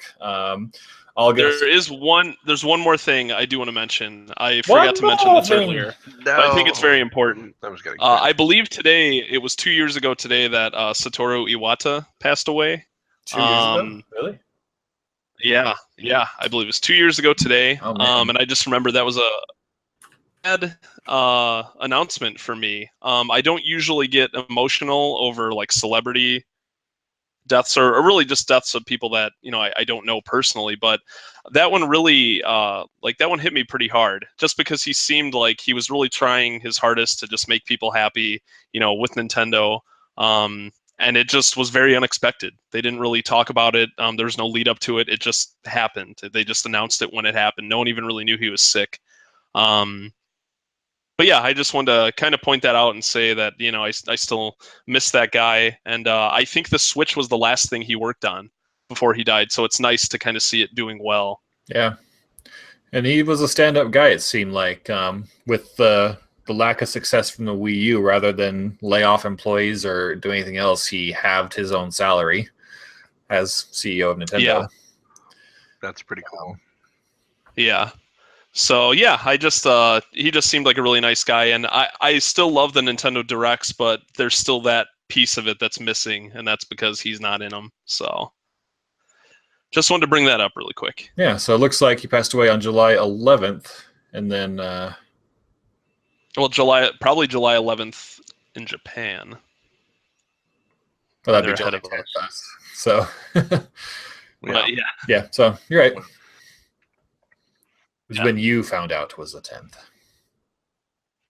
Yes. Yeah, Mr. Watto seemed like a great guy, and he's definitely still missed. I just can't believe it's 2 years. It seemed like it was super recent, but yeah, you're right. Oh, I know. So, but all right, on to what we are playing. All right, Trent, why don't you kick us off? Oh, let's see. We're doing the games first. Sure. Let's see. So I mentioned the Ark server that we've been playing on recently. That's actually been kind of fun. We're doing the Scorched Earth map. So it's kind of just a different experience. It's all like pretty much a giant desert, and so the way you play is affected. You know, water and food are harder to come by, stuff like that. It's pretty fun. And then I've been playing, you know, my Nintendo games still. I've been playing a lot of Mario Kart 8 Deluxe. I'm going through like all the courses on every level, which is just fun to do in the you know. Yeah. Oh yeah. Just whenever. Pokemon Sun. Still need to play, by the way. Oh yeah, that'd be fun. And then Guild Wars 2. Those are kind of the games I've been in at the moment. Cool.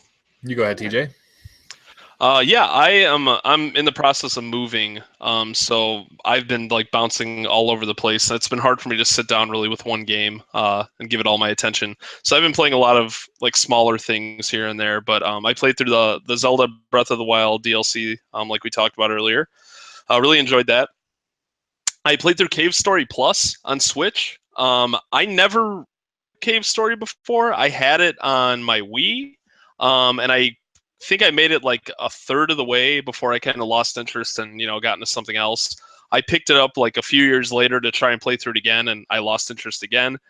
When they released it on Switch recently, it came with a ton of like goodies and stuff. Like it came with like a mini like CD soundtrack. It's like the size of a GameCube disc. I thought that was pretty cool to see. Came with an instruction book, that original Metroid instruction book, but obviously all about Cave Story. And at GameStop, it came with like a keychain and a pouch. So it came with all this really cool stuff. So I'm like, all right, that's a collectible thing. I'll get it, give it another shot. Finally played through it. Crazy about it. I don't think it's a bad game, like by any means, but it just didn't grab me like it grabbed a lot of other people. That game has a huge cult following.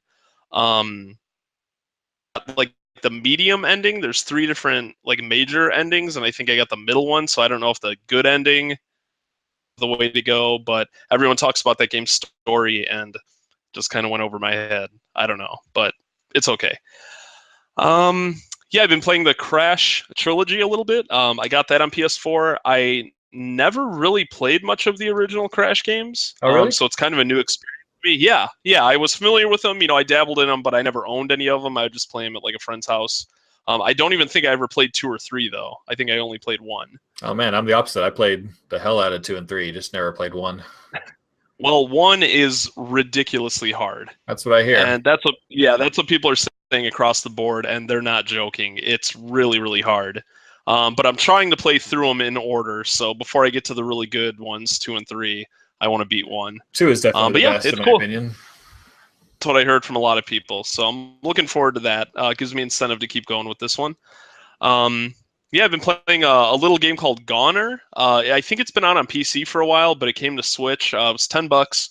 It's like a side-scrolling roguelike shooter. You go through like randomly generated levels, and you get these weird power-ups and stuff. Once you get a power-up, then you could start the next game with it. So that's kind of cool. There is some like permanent the roguelike formula. But yeah, it is a really weird art style. I can't even explain it. You just need to look it up and see it. But it's a pretty neat game.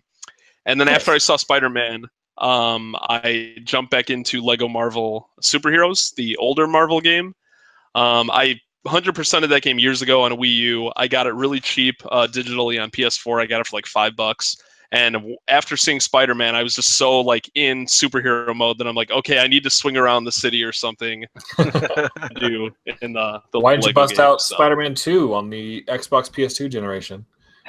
Because I don't own them. I had it on GameCube back in the day, but that was not one of the games I kept. But that was a really sweet game, though. Well, just come over. I'll let you play it. I'm so excited for the Spider-Man game for PlayStation. Yeah, it looks awesome. I am buying a PlayStation for that game. I'm pretty sure. Yeah. Hope it's good. Me too. Well, I just hope that my open world fatigue doesn't affect that game, which kind of goes into my first point here. I touched on it a lot last week, so I won't go too much into it. But I did finish Horizon, and I was very whelmed with the game, so to speak.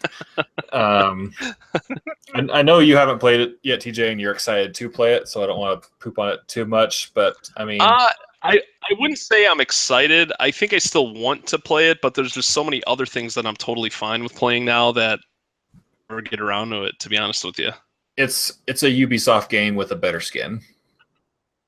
Like, wow. You know, the Ubisoft, you're like, oh, here's your map. Here's a bajillion icons on the map for you to do a billion things. And here's a tower you have to climb it's uniquely different to climb it every time to go to the tower and activate it. Then it clears out that area of the map. And then a billion little icons appear there to let you do a billion things. Place to do a side quest. And they're like, oh, I lost my bow in the woods. Could you go get me a new one? And I'm like, I could craft you a new bow. No, this one was my mother's. It's like, the voice acting sounds great. I know, almost as good as Zelda in Breath of the Wild. I would play that game if I could buy the Ryan voiceover DLC pack. And I'd pay $50 for that. So I don't know, just like everyone even says like the story is really good, but I didn't really think it was. It was original. I will give it that. You know, it's not like the post-apocalyptic kind of setting that we've seen done before, and it was interesting kind of to learn the history of the world that happened before it. But not to spoil anything, but I was like expecting like a big twist to happen at some point, and it never did.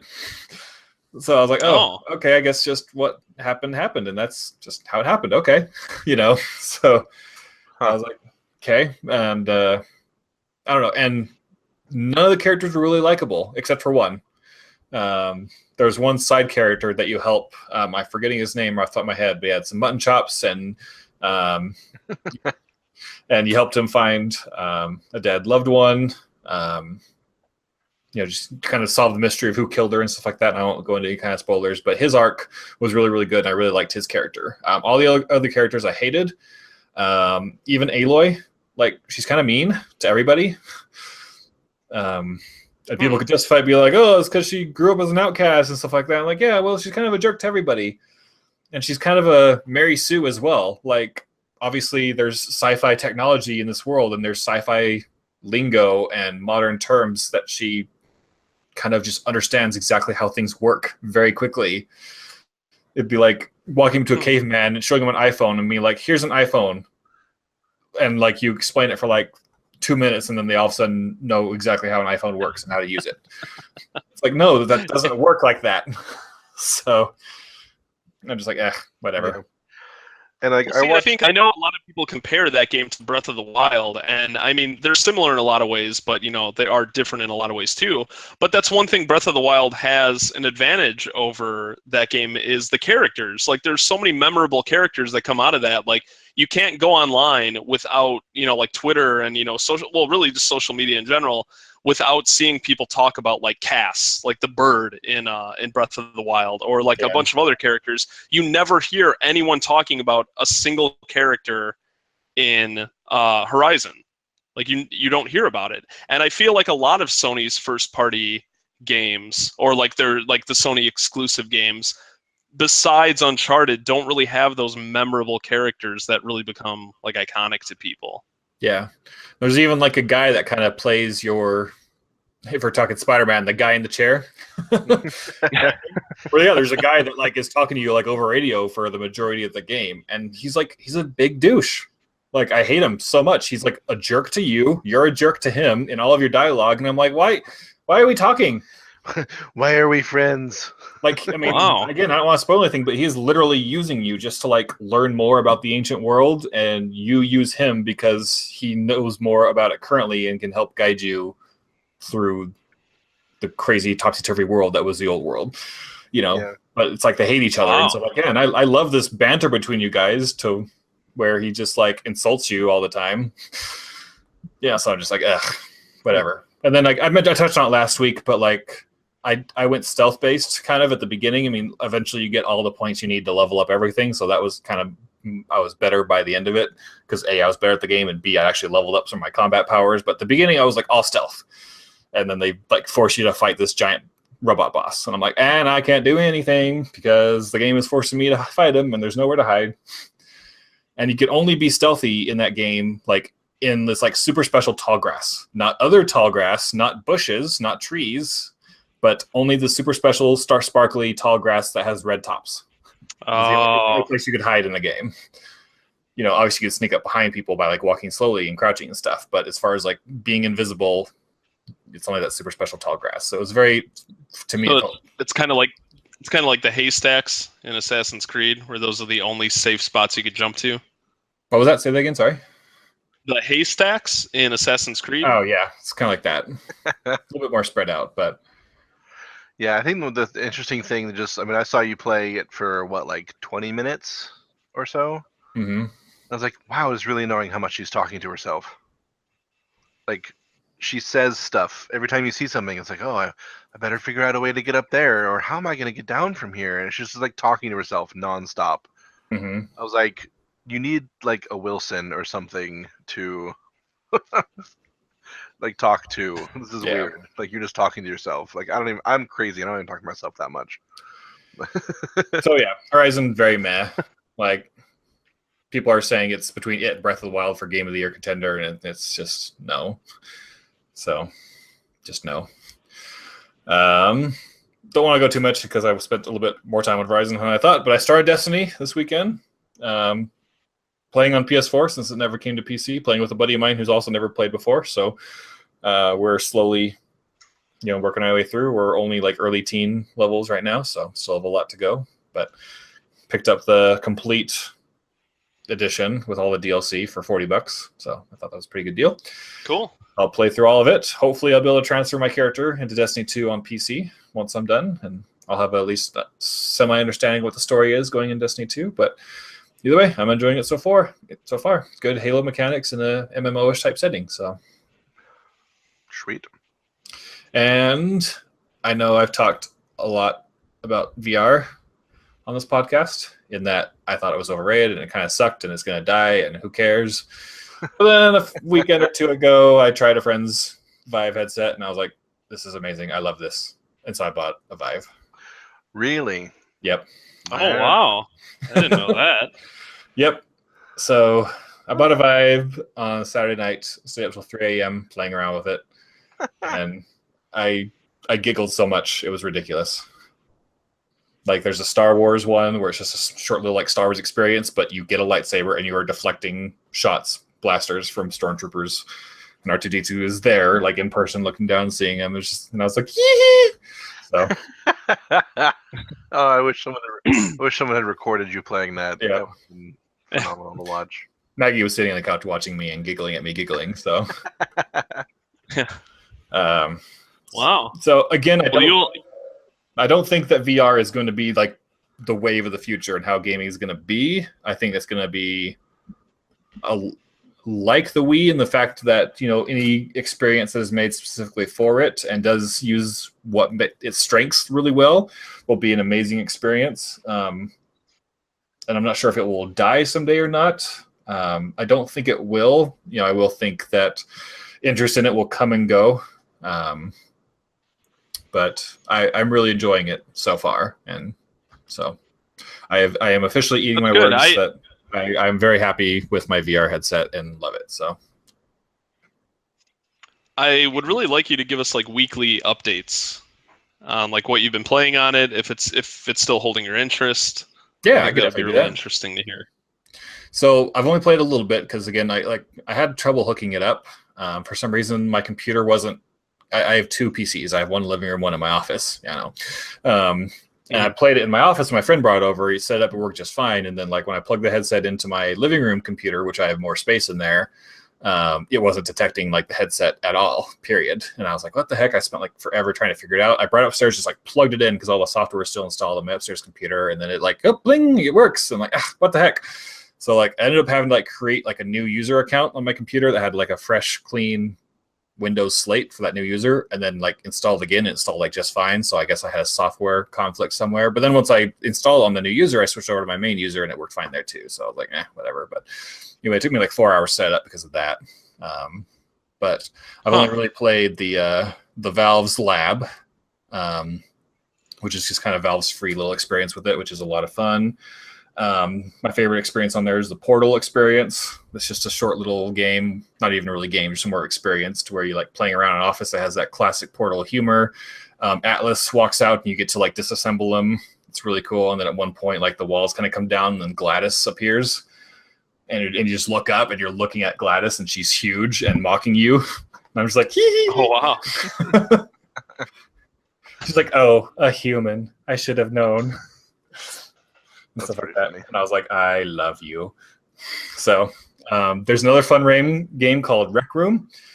It's a very, very social, just fun game. Like you walk in, it's like a gym. There's like, or like kind of rec room, I guess, so to speak. Like there's little basketball courts on one side and ping pong tables. And then there's tons of doors you can go into. One of the doors is a paintball game. Another one's a futuristic like sci-fi shooter.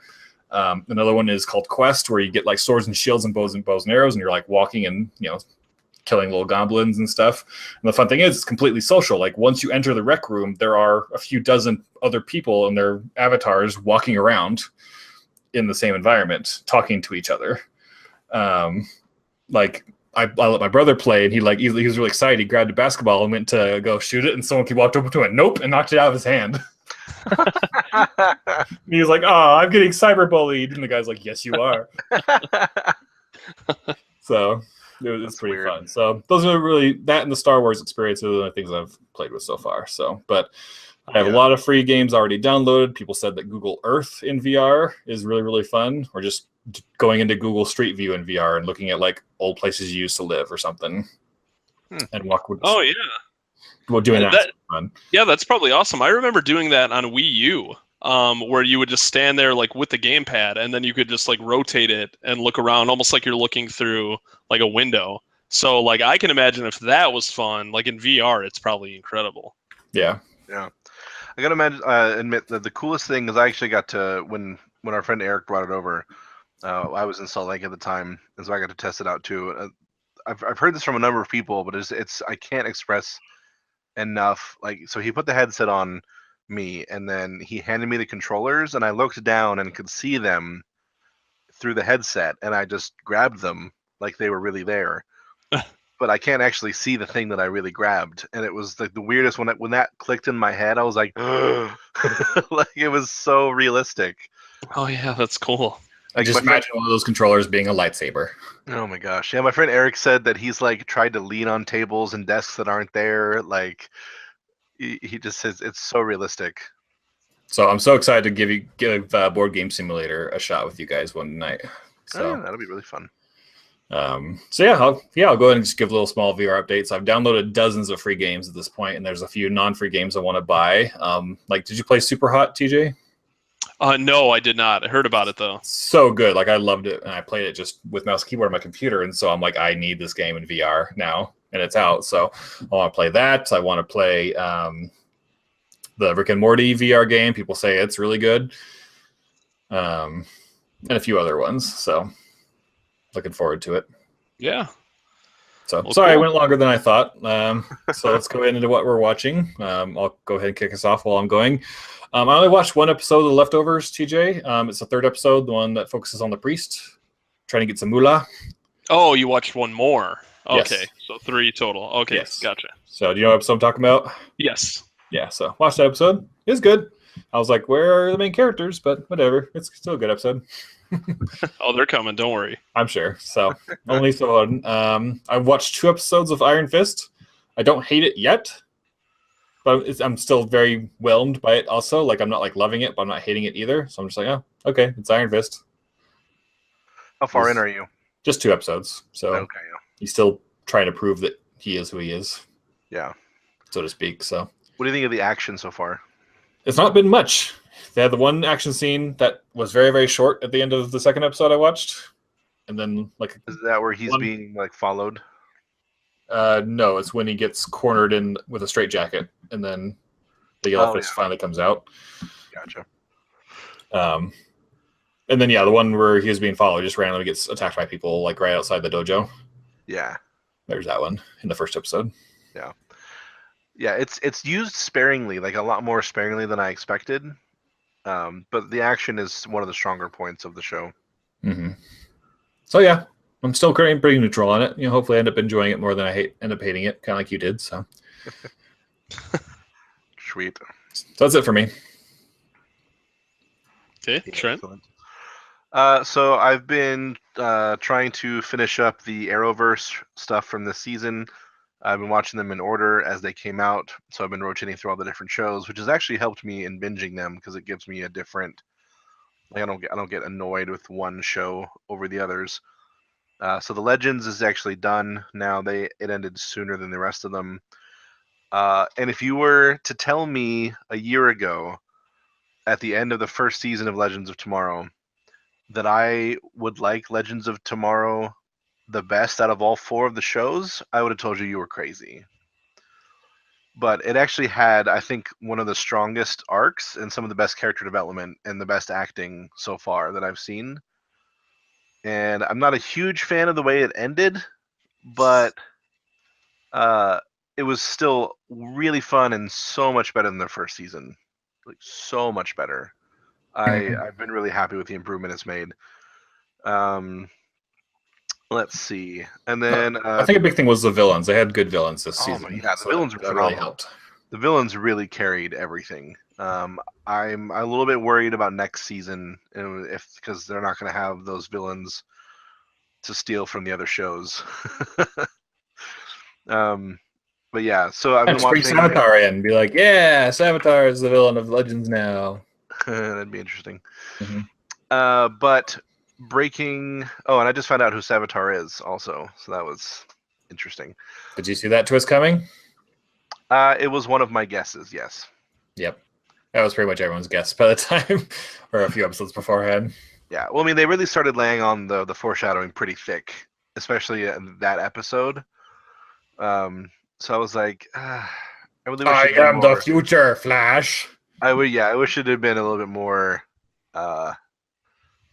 subtle, but that's okay.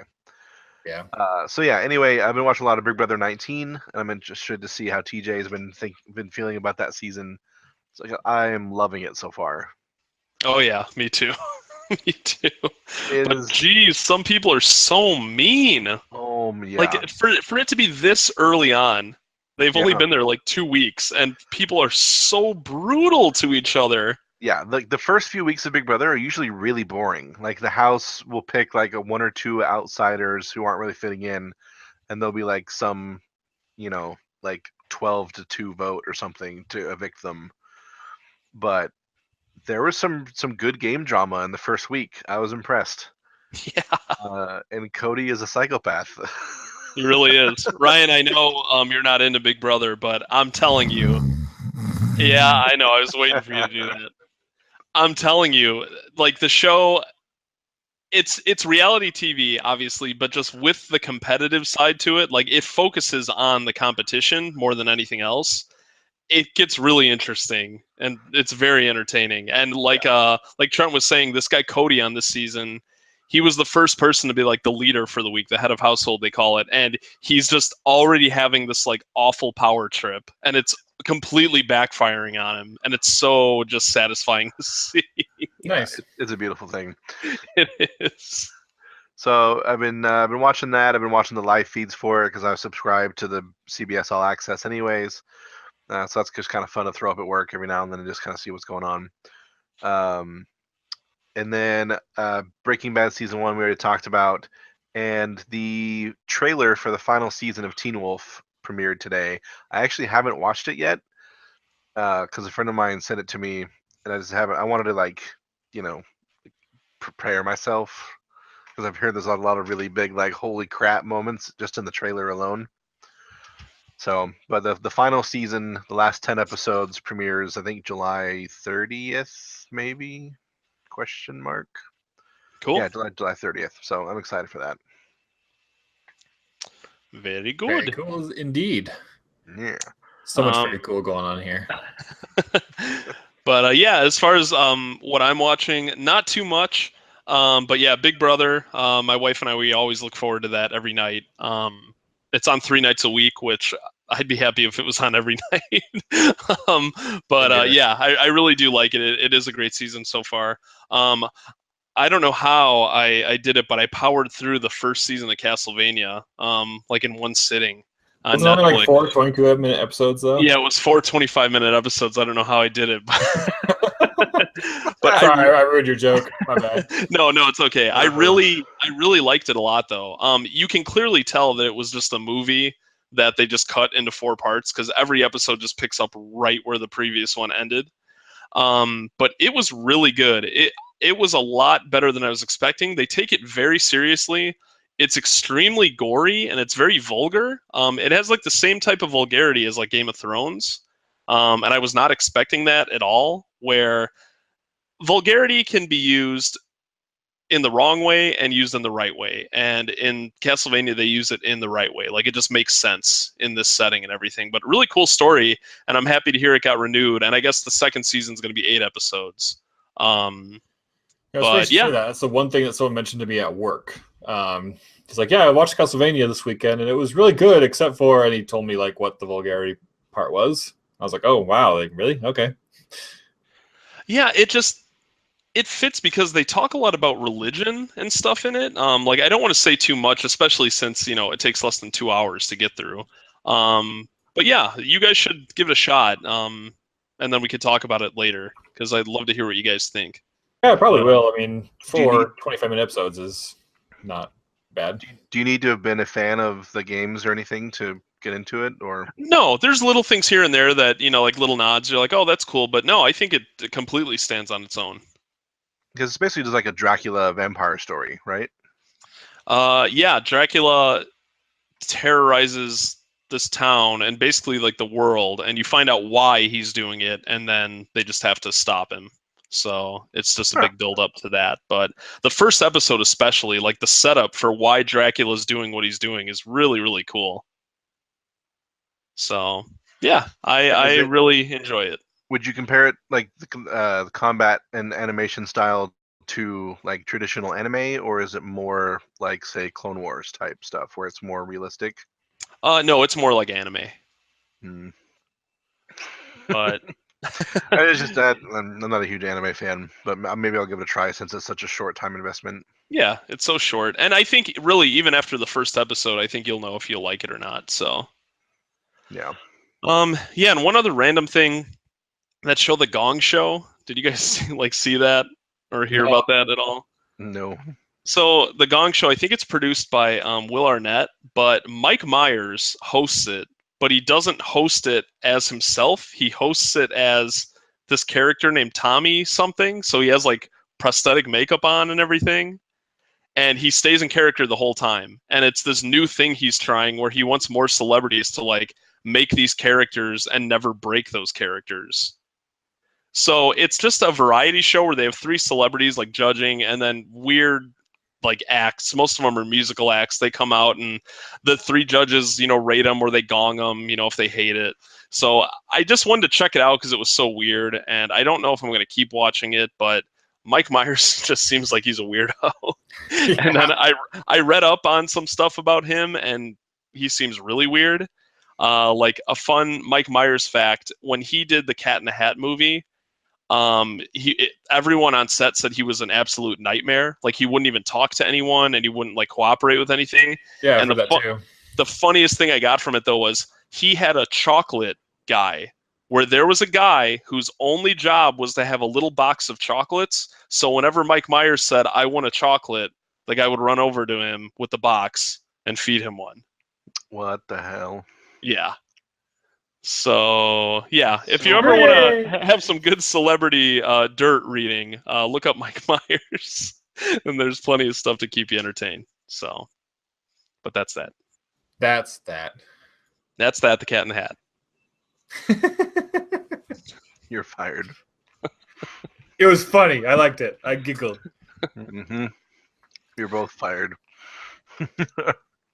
All right. Well, what time are we at, Trent? Almost 2 hours. Like We 5 talked a lot seconds about away. some BS. And yay, 2 hours! We did it! Woo! Right. Only our third podcast over 2 hours. So Woo. We're all sorry for anyone who's listening to this still. Yep. So it's probably a little late to record our Spidey spoiler cast at this moment in time, but yes. We decided we're going to put it into its own separate episode, kind of like the Breaking Bad cast. Yes. Yeah. So be on the lookout for that very soon, if not right now. It might be on your podcast player already. Dun dun dun. Dun dun dun. So yeah, sorry to tease you about it this whole time if you were expecting it at the end. Lol.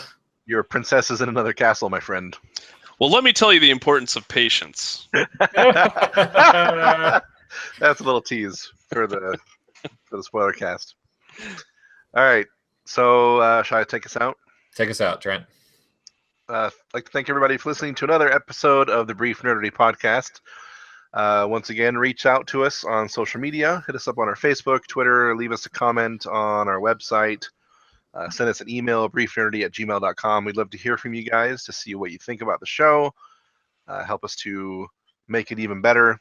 And we hope to see you again next week. Goodbye, everybody. See ya. Bye.